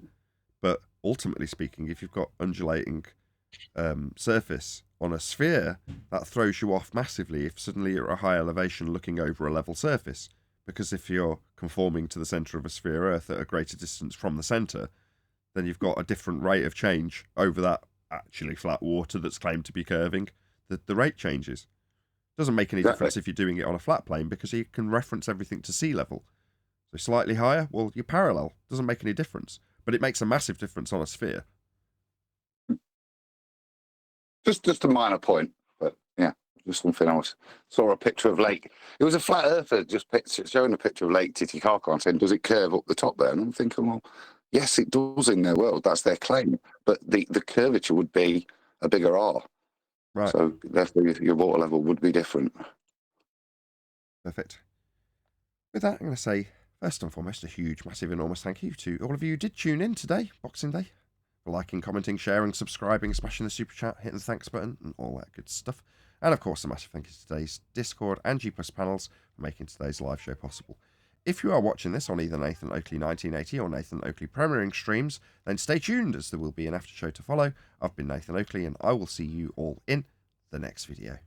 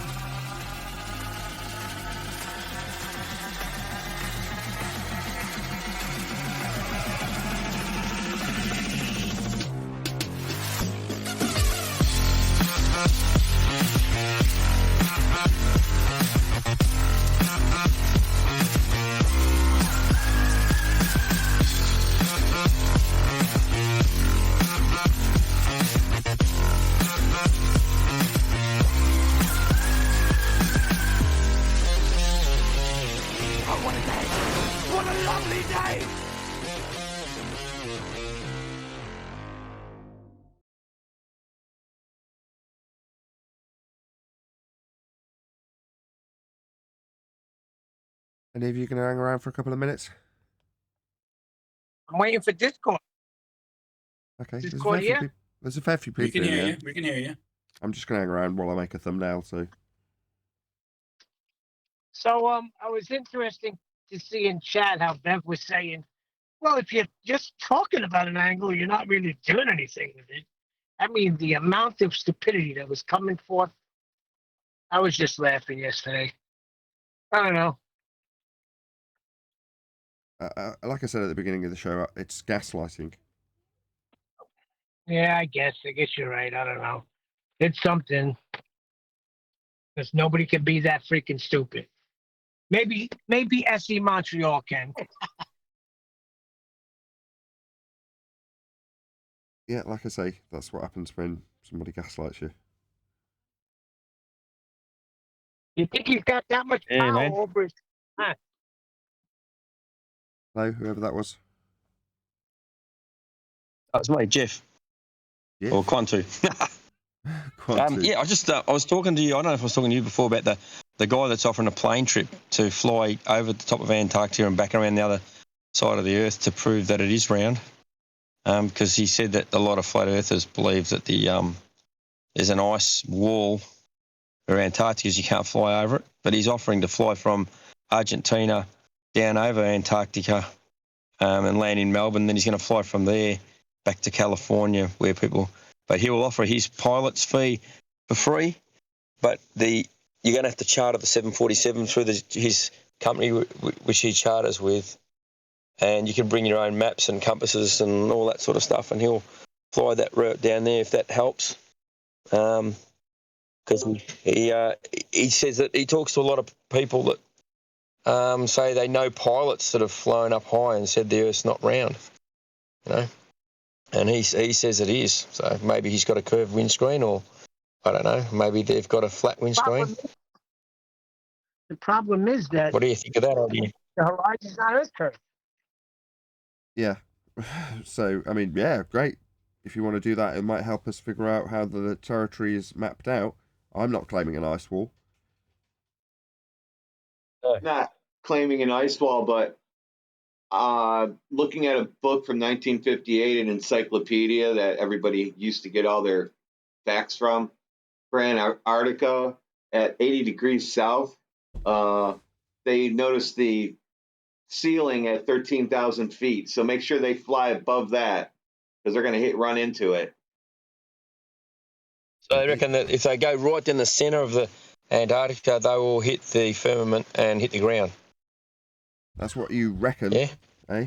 All right. I'm just going by what's written down from people that have explored there. That was written in the encyclopedia that they removed in 1959 and never seen that wording ever since. Okay. How do you know about it then? Yeah, I don't know that it has any significance, but suddenly we've got to pay it close So attention. then, worry about flying around it, but I don't make any claims about it though. So going by that dome comes all the way to the ground. Is Antarctica sort of like right at the edge of it, and there's not a wall all the way around? Antarctica is just like a continent, like what Australia is, sort of thing, its own continent. But then soon after that, the Earth comes to an end, and there's a firmament meeting the ground. Is that what you're saying? no, I'm not saying that. He's offering that as a flat Earth straw man he's trying to overcome. So I'm just wondering if you've got a compass in your hand and you're in that plane, or say 10 people have got a compass in their hand, and they're flying from Argentina down towards the South Pole, let's say, and the compass is showing south, and then he flies over that, and then all of a sudden the compass is showing north, all the way back up to Melbourne. Would that prove in any way that there was that the Earth was a sphere, or would that prove that the Earth could still be flat after that? If the compass did those two things, flying towards Antarctica, compass is pointing south, gets there, goes over the top of it, and then it switches to north, because that's what it would do, isn't it? Just saying, if anyone... So compasses don't point south, so not sure how you're going to do that. Well, on the way to the south, that it'll be showing that you're going south. You get what I mean? Like, it's always going to point magnetic north, but the other side of it's going to be pointing south. Yeah. So okay, if it'd be showing that you're flying pretty much due south. South. What's south exactly? Yeah, well, let's say, like, going by the compass, right? Let's say by compass, and if you had like your flat Earth maps, or everyone, let's say, had a plane load of flat Earth experts, let's say, and firmament believers, and they jumped on this guy's flight, all chipped in whatever it costs, say $300 each, or to jump on this. Okay, guy, dude, we got all that. I said, what's south? So when you're pointing, when you got a compass in your hand, and you walk around in a circle, it's got a magnetic north, and it points to north all the time, right? Okay. So if we head away from that point, you're saying that's that'd be south, yeah. That's heading towards the horizon, right? Yeah. Yeah. So you're in the plane in Argentina, guy. And he tries to trick you by flying east or west. You keep repeating the same thing. It's getting frustrating because I'm trying to respond to you, and all you keep doing is parroting the same exact scenario over and over again. No, but I don't get your question. We got it. We got it. Thanks. Thanks. Do you need to continually talk? What's your malfunction? What aren't you getting? I'm not being subtle. Yeah, thank you. Thank you very much. May I respond without you incessantly repeating the same shit? No, I can't. Clearly can't. Let him talk. I can't. Well, I'm just letting you talk. You're not. You're still talking now. I stopped, and then you kept hammering at me. Quantu, I was just trying to answer your question. You don't seem to get what I'm picking up, so I've got to start being really rude to you because you're still talking straight through me when I'm trying to respond to you. Yeah, you're not picking up what I'm putting down. You're still doing it now. You're talking right now, aren't you? That's not rhetorical. It means shut up. Well, if I answer, I'll be talking. But if I didn't answer, could you preferably not do that while I'm in the middle of talking? Thank you. Yeah. Okay. Go. Try that again. So when we move south towards the horizon, based on a flat map with a flat compass, how in any way, shape or form does that, because you postulated, would it prove a sphere or a flat Earth, how would that prove a sphere? Is it my turn to answer?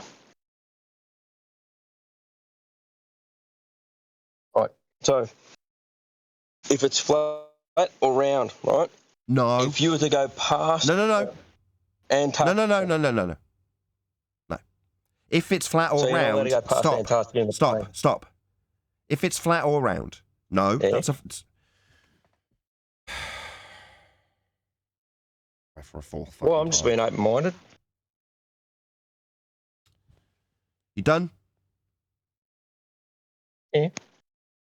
If it's flat or round is a false dichotomy fallacy. So you're assuming that if we travel south, we're travelling upside down on the surface of a sphere because it's an either-or false dichotomy. No. When I asked what south was, it's just heading towards the horizon on a flat map with a flat compass. So there's no either-or if it's spherical in that which you describe south as. So no, I stopped you because adding in let's find out if it's spherical. So one of the choices is moving to the bottom of a hemispherical surface. No, that wasn't part of moving south in your own description.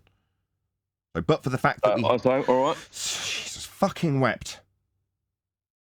Shockingly, explorations of how we don't assume the Earth is a sphere take more than one breath. So yeah, at the end of my pulling apart this begging the question of a spherical surface with a false dichotomy, it's going to take more than one breath. Okay? That means that when I go for breath, it doesn't mean just interrupt immediately. There's more to come. You've asked me a question, I'm trying to dilute the answer down to you. It's just nigh on impossible if every time I go to take breath, I've got to literally strain to the end of the sentence because I'm going to get fucking interrupted, aren't I? Irritating. Trying to answer you. Unless you assume a false dichotomy scenario where one situation is assumed to be spherical, this will never pad out as a sphere Earth proof. Ever. So getting on your plane, what's going to be the logical inference made by the glober to claim that that journey proves a sphere? Well, I'll tell you, it's begged the question of a sphere. And by the sounds of it, you're doing it for them when you offer up, well, if it's round or flat, why would we assume one or the other? And why would we have any notion of sphericity when we're just moving south? So, you want me to answer that now? Is it my turn? Yeah.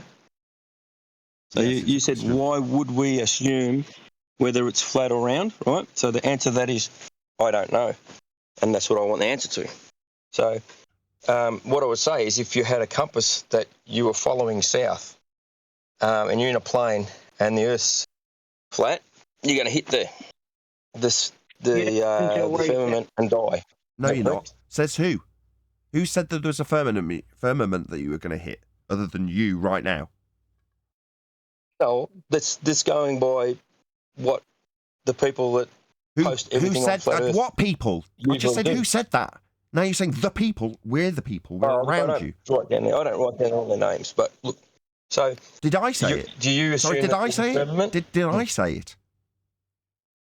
Well, do you assume that is a firmament or not? When I ask you who the hell's claiming this stupid shit, you're asking me if I claim this stupid shit that I'm asking you to back who's claiming it, and you say the people, I don't know, interrupt constantly while I summarise this stupid shit I don't claim. That you say we would hit. No, I don't say that. You say it. You're the one saying it, not me. You asked me my opinion, and I said I don't know. That's what I'm trying to find the answer to. Then you went on to tell us about there'd be a wall that we'd hit. So, don't know, there'll be a wall that we'll hit according to you. Well, I'm pretty sure it's the latter. There's a wall that we'll hit according to you. Who says, other than you? So will the plane just run out of fuel and just keep going straight, you're saying? I don't know. I'm not a pilot. I don't know about fuel. Why are we talking about fuel? Why are we talking about how much... Sorry, this isn't a question of whether or not we'll run out of fuel. It's a question of whether or not this is going to somehow turn into a globe proof. But for the fact that we've got a begging the question assumption I'm not trying to prove with either. a constant stream of interruptions when I summarise that begging the question assumption of sphericity by way of false dichotomy, when we get on the plane to try and prove one or other, with one being assumed to be true, when we go forth to check if it's true. So check if it's a sphere. No, because nobody's assuming it is, because there's nothing to infer that it is when we travel south. Or that we'll hit a wall if we don't assume it's a sphere. That's not assumed either. So, have you actually seen an actual map of flat Earth and where everything is? They're all flat. They're all flat. So if you were to head west from, say, Argentina, would you go like over New Zealand to Australia on that Why? map? Why are you asking this? Who cares? What does this prove? Well, I have to reference which goes where. So On the flat maps. So I can understand. So we're just figuring out where stuff is on a flat world on flat maps to figure out how badly wrong the flat maps are. Who cares? I'm not a cartographer. I don't care. It's flat. Where the land masses lie on the maps is inconsequential to me. The world is flat, though. Oh, right, they're all wrong. All right, I'm not a cartographer. It's not my responsibility to sort out the stupid, shitty, wrong maps that have been used to lie about somehow the lines on those maps being in reference to a sphere that you're not navigating and not using when you've got a flat map. It's reference to the angles that you take to the stars from a flat baseline. So the world's flat. Do I give a crap if all the maps, thousands upon thousands of them, are all wrong? I know they're all wrong. It was the first thing I studied when I got here. I've spent hours and hours and hours and hours on maps when I first got here. They're all wrong and all flat. You're going to go on any map tonight? They're all wrong and all flat. They're all laid out differently, claimed to be projected differently from spheres that have been derived from a celestial sphere that's got a flat world at the centre of it to get the angles to the stars to work with the flat maps. So it still all results in a flat world. None of it, regardless of traversing some land masses on the maps, is going to ever prove sphericity. So who cares if you set off from South America to wherever? Doesn't make any difference. It just means the maps are wrong in terms of their moving around of the territories. I don't know. I'm not a cartographer. Doesn't prove it's a sphere, though. If you suddenly fly some route and it happens to work or not work, still flat.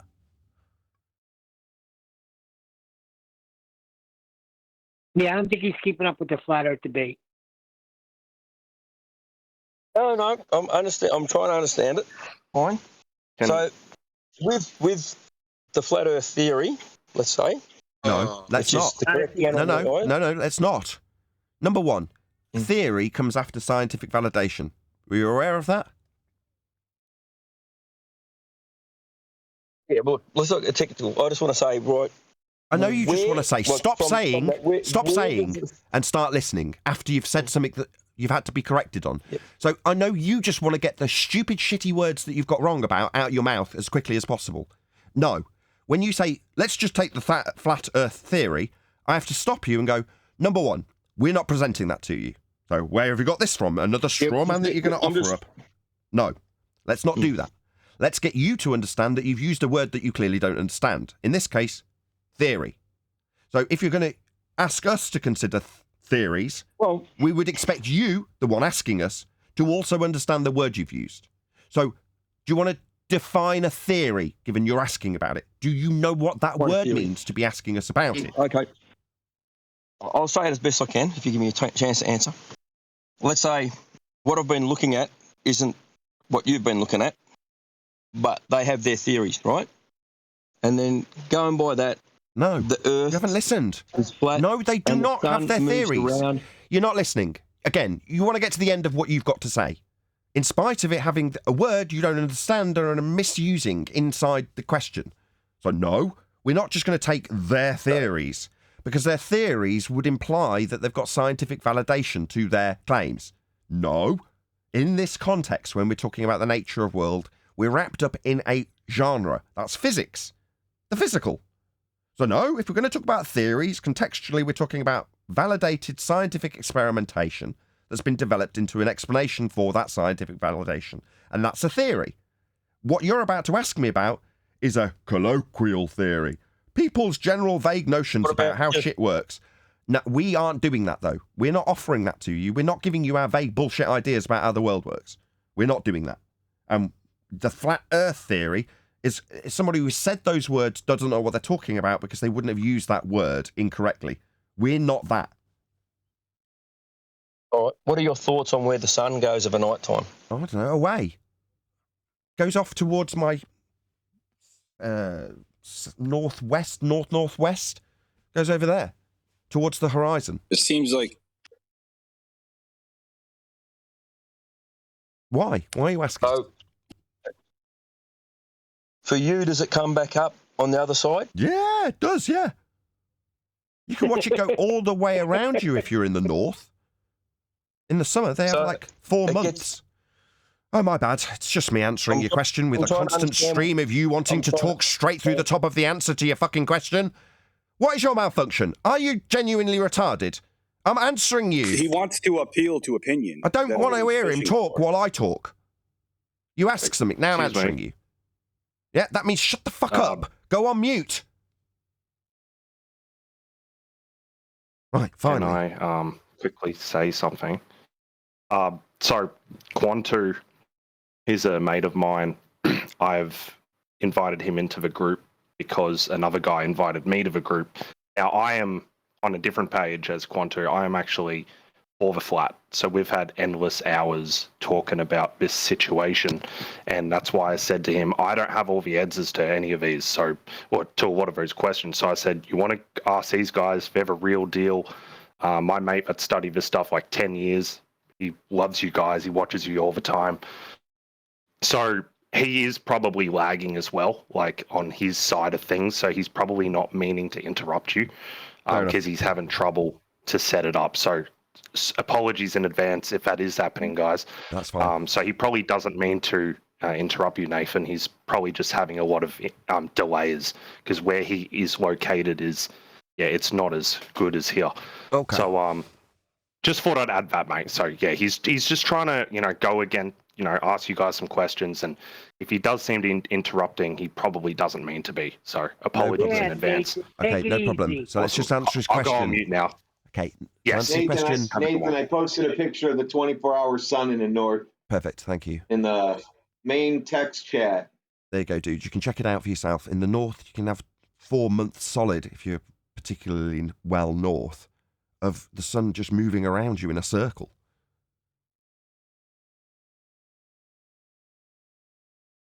Where's that posted? You unaware that you can get 24 hours of daylight for 4 straight months in the north? Posted in main text chat above. After the show, it's the first one under the Nathan Oakley banner channel.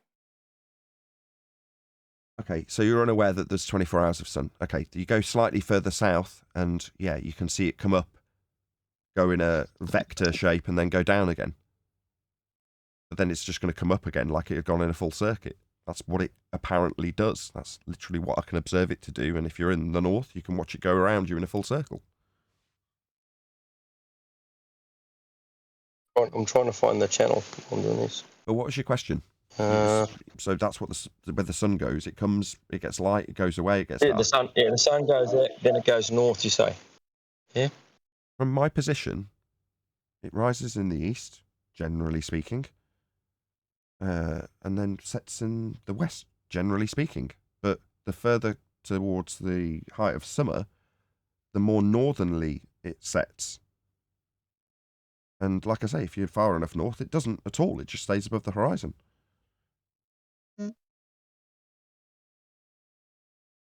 Oh, yeah, well, that's the way it got explained to me as a kid, that the northern hemisphere gets months of light in a row because of the Earth's a globe, apparently.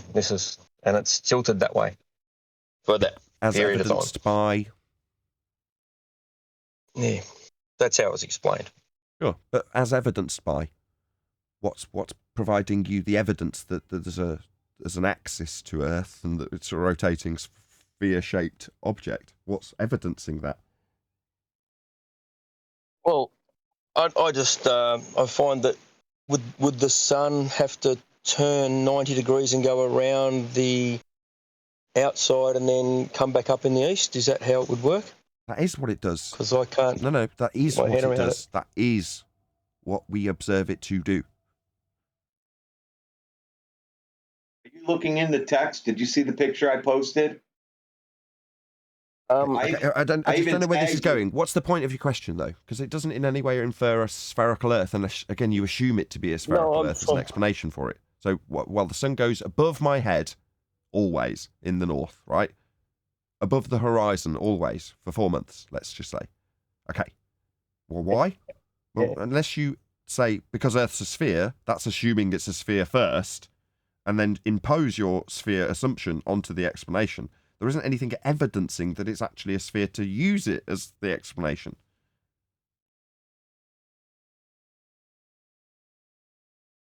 Yeah, I was trying to work out from a flat perspective, actually, like where it goes. So I see. It sets. But why? We And don't then have it a just positive goes claim about it, though. So from the globe perspective, you've just laid out that the globe has a positive claim that there's a rotating frame of reference that you're attached to that's causing not the sun to move, but the ground itself to rotate at 15 degrees an hour to move the position of the sun relative to your moving, turning position on a sphere Earth. Right. Okay. That's a positive claim that Earth's a turning sphere. So do you want to back that rather than saying, well, how do flat earthers explain it? Well, we haven't got a positive claim attached to this. I watch the sun come up and go down. Wowee. Where's my positive claim about a flat earth in that? There isn't one. Oh, what's that? There's a definite positive claim from the globe that Earth's a turning reference frame. That's a positive claim that needs to be backed, though. I don't have to defend my version of that. It's not a claim I'm making. It's a sphere claim that needs to be backed up, and isn't. He answered his own question in his question when he said from a flat perspective. That's where the sun goes. It's perspective. Maybe, but we haven't got a claim to make. I don't know what the sun is. I don't know why it does what it does. So, I don't know. Maybe it's perspective, but who cares if it is or isn't? Does it alter the flat plane we're on? No. We have visual evidence. I want to find a hold of it. Hold on, let's just let Quantu talk, please, whoever it is. Go ahead. I'm just trying to find that link that you've put up in the chat, but I'm really shit out at this stuff. So, when it comes to running using to see I the tagged you in it too. Guy, I'm trying to keep doctor. Thank you. I know you posted it to him, and I'm appreciative of that. But for what? Don't get hung up on seeing a link with somebody showing a 24-hour sun. I've got that on my channel. We tracked the sun. It was one of the first things we did. Got everybody around the whole surface of Earth to point their camera phones at the sun and watch it at the height of summer. And one of the guys was out in the north showing it up above the horizon for the full 24-hour period that we tracked the sun. So this isn't an arguable point in the north. Everyone agrees that you get 24 hours of sun in the north. for 4 months of the year, right? Yeah. Depends on how north. Yeah. But so what? We're not. You're going, all right, well, I need to see the link. Why? It's not contentious. No, well, there's still 8 months where it isn't going to the north then, isn't it? Is that correct or not? So what? So where does it go then? Why? Who cares? Are we making a positive claim? No. Oh, right. Oh, yes, but there is a positive claim that Earth's a sphere on a tilted axis spinning with a rim velocity of 1,000 miles an hour. That seems to be the extraordinary positive claim that needs to be backed. What's that you say? You're a flat earther, explain what the fucking sun is. Paint my house. Oh, what's that? I haven't got any horse in this race to need to defend what it is or what it's doing. No, I don't need to defend that. You, if you believe in a globe, you need to defend that Earth's a spinning reference frame and at the equator you're moving 1,000 miles an hour. That's a positive claim right there. And you say that positive claim of Earth having an edge velocity of 1,000 miles an hour causes the sun to move. That's your claim you need to back, not me. Well, I've got nothing to defend here. I don't need to explain this. I haven't actually told you my claim because Harley actually knows, or H-Bomb, he knows my actual claim. Your claim? So, no. Really actually need your claim? No. Stop. Your claim is inconsequential. You're but one man, aren't you? Oh. Right. There's a heliocentric overriding Western worldview that the majority of the world understands to be the case. Your understanding of that is irrelevant. There is a positive claim that Earth's a sphere with an axis tilting and turning at 1,000 miles an hour in velocity. That's the positive claim that needs to be defended with evidence.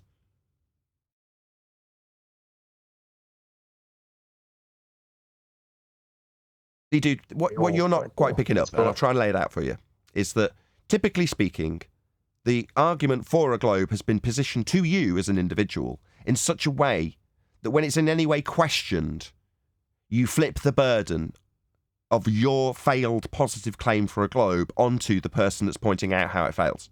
Well, how does the sun work? I couldn't give a shit. Why are you asking me? What am I, your fucking guru? Why should I tell you what the sun is? I can tell you that it's not as a result of a non-inertial turning Earth at 1,000 miles an hour in velocity. I can prove that isn't the case when you say it is. Beyond that, who gives a shit? But you feel it's necessary to get me. You feel it's necessary to make me. You feel it's necessary to make me explain your failed positive claim. I don't have to do that. I don't need to when you try and flip the burden, which is what inevitably happens because you're trained to do that. I don't know how I'm trained to do that because I've got a pretty open mind with it. But yeah, so this 1,000 kilometre an hour or 2,000 kilometre an hour thing, how do you prove that it's definitely not doing that? Did you say? You said that you can prove it. Sorry, you told me you don't understand how you don't flip the burden. Now you're asking me to disprove your positive assertion that Earth has 1,000 miles an hour in velocity. It's up to me to disprove that claim, is it? No. Stop. Hello. Rhetorical.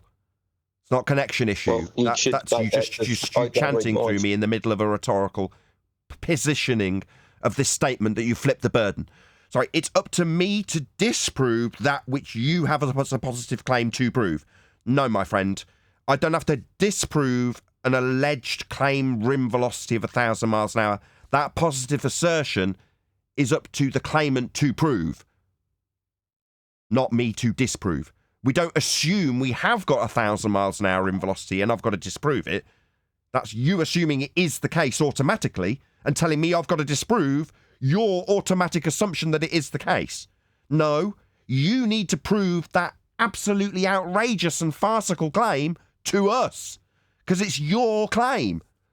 You understand? Not tell me I've got to disprove it when you automatically assume it's so. I'm not going to assume we have got 1,000 miles an hour in velocity and that I've got to disprove it. You prove it's true. That's if it's my claim. But there's 3 people that heard you say you could disprove it before. You said you could. Yeah, I can. And then now you're saying you're not going to. Oh, okay. I can. If we had Yeah, I can.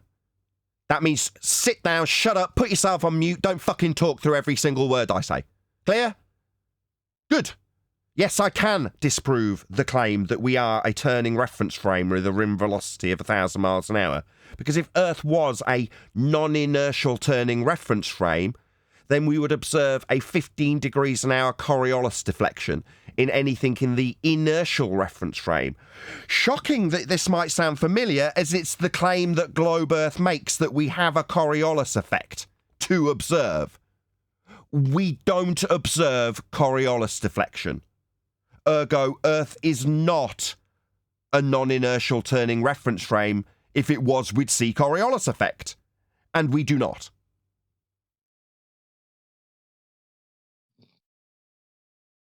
Oh, thank you for that one. Yep. No worries. No worries. So we can disprove that we're turning. So do you now recognise that we're not turning, as was assumed to be the case when you challenged me to disprove it? Well, I'm glad you did. I'm glad I did too. Right. Then there's other questions. This is why I'd be glad to be proved wrong. I'd be glad to be proven all the globe Earth wrong too. Right. But do you understand it? I've said this. Do you understand the disproving? Yes. I'm just wondering that people very South Americans, they seem to watch the Stellar's constellation turning. I think it's clockwise on that one or anti-clockwise. And the people in the north, the North Pole, see it turning the other direction. How do I explain that then?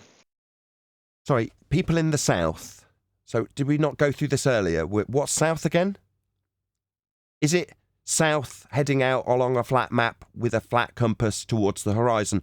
Or is it, I assume, south is upside down on the bottom of a sphere? Is that what south is? Sorry, is south the bottom of a sphere you're assuming? Are the South Americans hanging off the bottom of a sphere in your assumption, in your question, or not? They're on a flat, they're on a flat map, right? We'll say flat.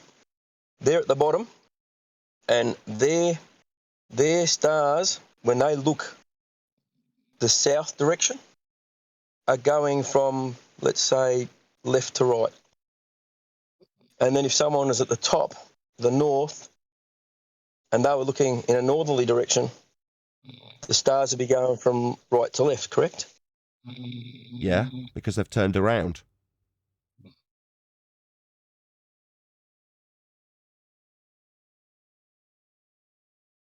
And this proves a sphere how? So I'm in the south. I followed my horizon with my map and my compass along the flat terrain towards the south, looked up and watched the stars. Then I head back, following my flat map and my flat compass, and I get a little bit lost and do a bit of celestial navigation and measure out a flat baseline to find my position, and then I get back on track and make my way all the way to the north.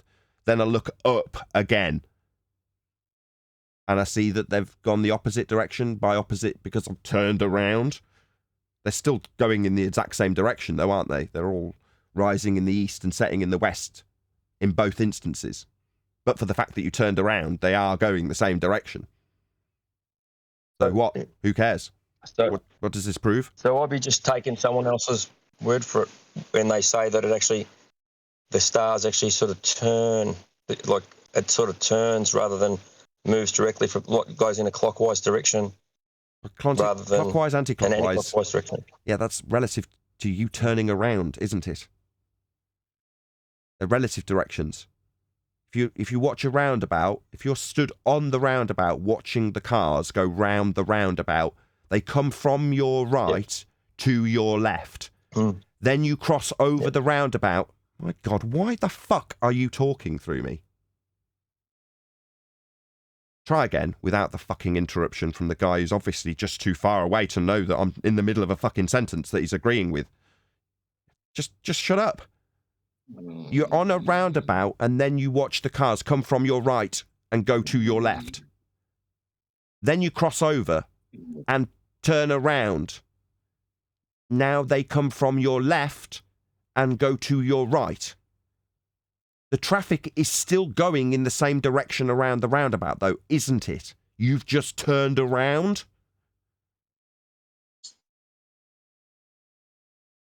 Okay, so what the hell does this prove in terms of the Earth being a sphere? Nothing, yeah, right.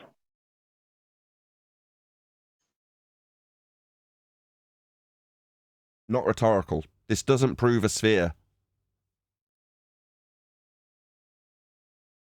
Next.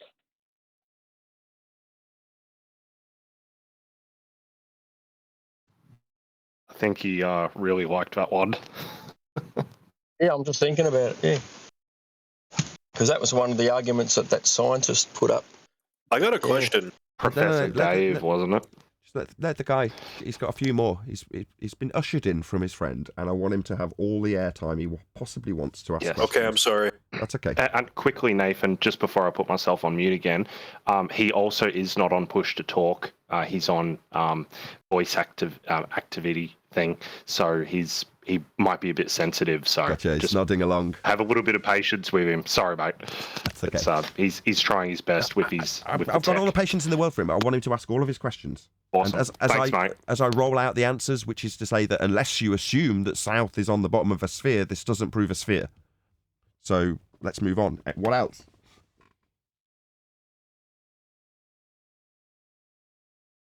Oh, I've just sort of run out of questions now. I've just got to have to do some homework on this. Yeah.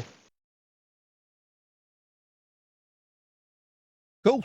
Well, what a pleasure. Thank you very much for at least braving coming in and listening to me get annoyed at audio issues, which is generally the thing that will piss me off the most. But you were very conciliatory and actually very polite. So thank you very much. Yeah, take it easy, Nathan. You're a little rough on the people. Can I ask a question now? Yes, absolutely. Go ahead. Sorry to shout at you. It's just a general question. So, Nathan, any of the points in the live stream, are you playing like a clip, like off your computer or something? Yeah, sometimes. Because I was chiming in earlier. Sometimes it kind of sounded like there was like recordings being played or whatever, because like there was multiple people talking through your microphone at the same time and all that. Oh, right. No, that's just multiple people talking at the same time. So there's 3 people all talking on G+ coming through my line, and you're hearing them all talking. Okay, I just wanted to understand what was going on. Man, I don't even understand how this system works. The amount of cross All right, wires. bro. Thank you very much. It's very complicated. The fact it works at all is a miracle. I have a question. Go ahead. You say gas needs a container, but what is it contained from? I don't know. It's a good question. No idea. But like, doesn't that mean everything needs a container? Like, if you have gas in a container, you need a container to contain it, but you also need a container for that one, and then infinite progression, I guess. Not really. You just need a container for gas pressure. Okay. Yeah, but you also need a container for a vacuum too, right? Yep. Yeah. Yeah. Never mind. Now go on. What were you driving at? You were like suggesting that there should be containers beyond containers.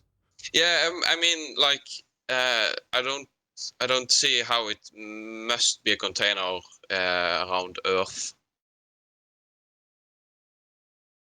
Because we wouldn't have gas pressure otherwise. Okay. Which bit don't you get? I mean, like, if you have a container, then you must have something outside, I guess. So. Must you? Maybe. I don't know. I mean, okay, maybe not.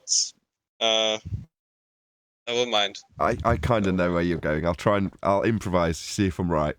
What you're suggesting is, okay, so you're saying that if there wasn't a container, gas would fill the sky vacuum. It would just leave and go into the sky vacuum. Okay, so therefore your premise is that to have gas pressure, Earth must have a container. Okay, so that means that there's a container, the gas goes up, bounces off it, comes back down, we achieve gas pressure, everyone's happy. But then beyond that container, that's where the vacuum is. Right? Is that where you're going with this? I'm not claiming anything about what's outside a hypothetical firmament or container or whatever. Good answer. Neither would I. I have no idea. But what I do know is whatever when they say the sky's the limit, well, that's the containment. Whatever the limit is, and I don't know what it is, that's what our containment is. The limit is our containment. Now, I don't know what the containment is. I just know that to be breathing, it must be there. It can't not be there. Yeah, there's gas pressure. But what if, okay, this might sound stupid, but what if it's infinite, like air above us? Or like space, not space like in globe Earth, but like 3D space above us.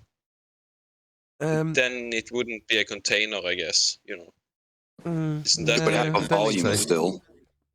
Again? Yeah, like infinite volume above us. But you'd still have to have. And maybe it's vacuum. The reason I don't think there's an infinite volume, number one, because infinite itself is a concept that we can't experience in physics. Or in maths for that matter, but that's the first problem. The second problem is that we do still experience gas pressure at 14.7 psi. So to achieve that level of gas pressure, if the space gets bigger, you've got to increase the amount of gas that's produced to still achieve the same amount of gas pressure. So yeah, I'm sure we do have a vast amount of space above the cyclical nature of gas and things like the water cycle, i.e. the cloud deck, which is described as a layer beyond which the gas gets thinner, because obviously there's a huge chunk of it that's then missing, cycling below in the form of the water cycle. So then when you go above that, there's less gas to be dissipating around, therefore it's thinner air. But that thinner air must be contained to be thinner air of any pressure of any description whatsoever, and it is assuredly, regardless of being thinner, at pressure. So yeah, when you go up even higher, it might be the case that there's another deck where there's some sort of cycle going on with whatever gas is above the clouds. And that means that beyond that layer, if you want to describe it in such a sloppy way, gets even thinner because there's a cyclical gas below it. But again, for that at pressure gas to be in existence at all, you can't just have an ever-expanding infinite volume above it, because that gas would dissipate and everything below it, cyclical or otherwise, at pressure, would also follow it immediately.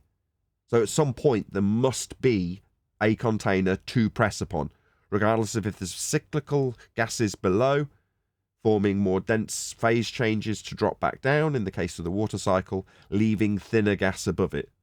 Doesn't alter the fact that that gas is still at pressure and must be pressing on something. It will always be the case. It's an antecedent. There must be a container. Okay, sure. Any last comments? I'm going to round out. If not, nope.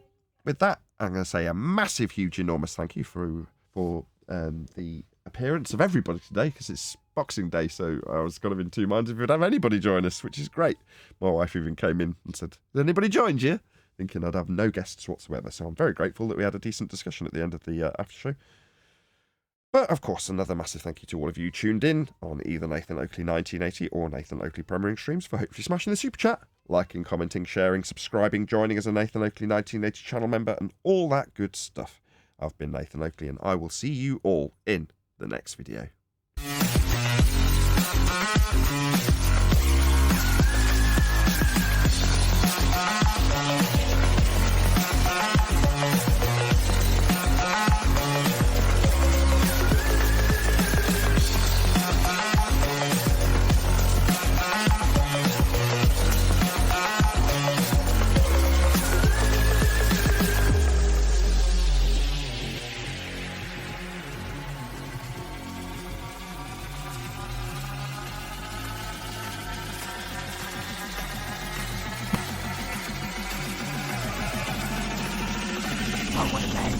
What a lovely day!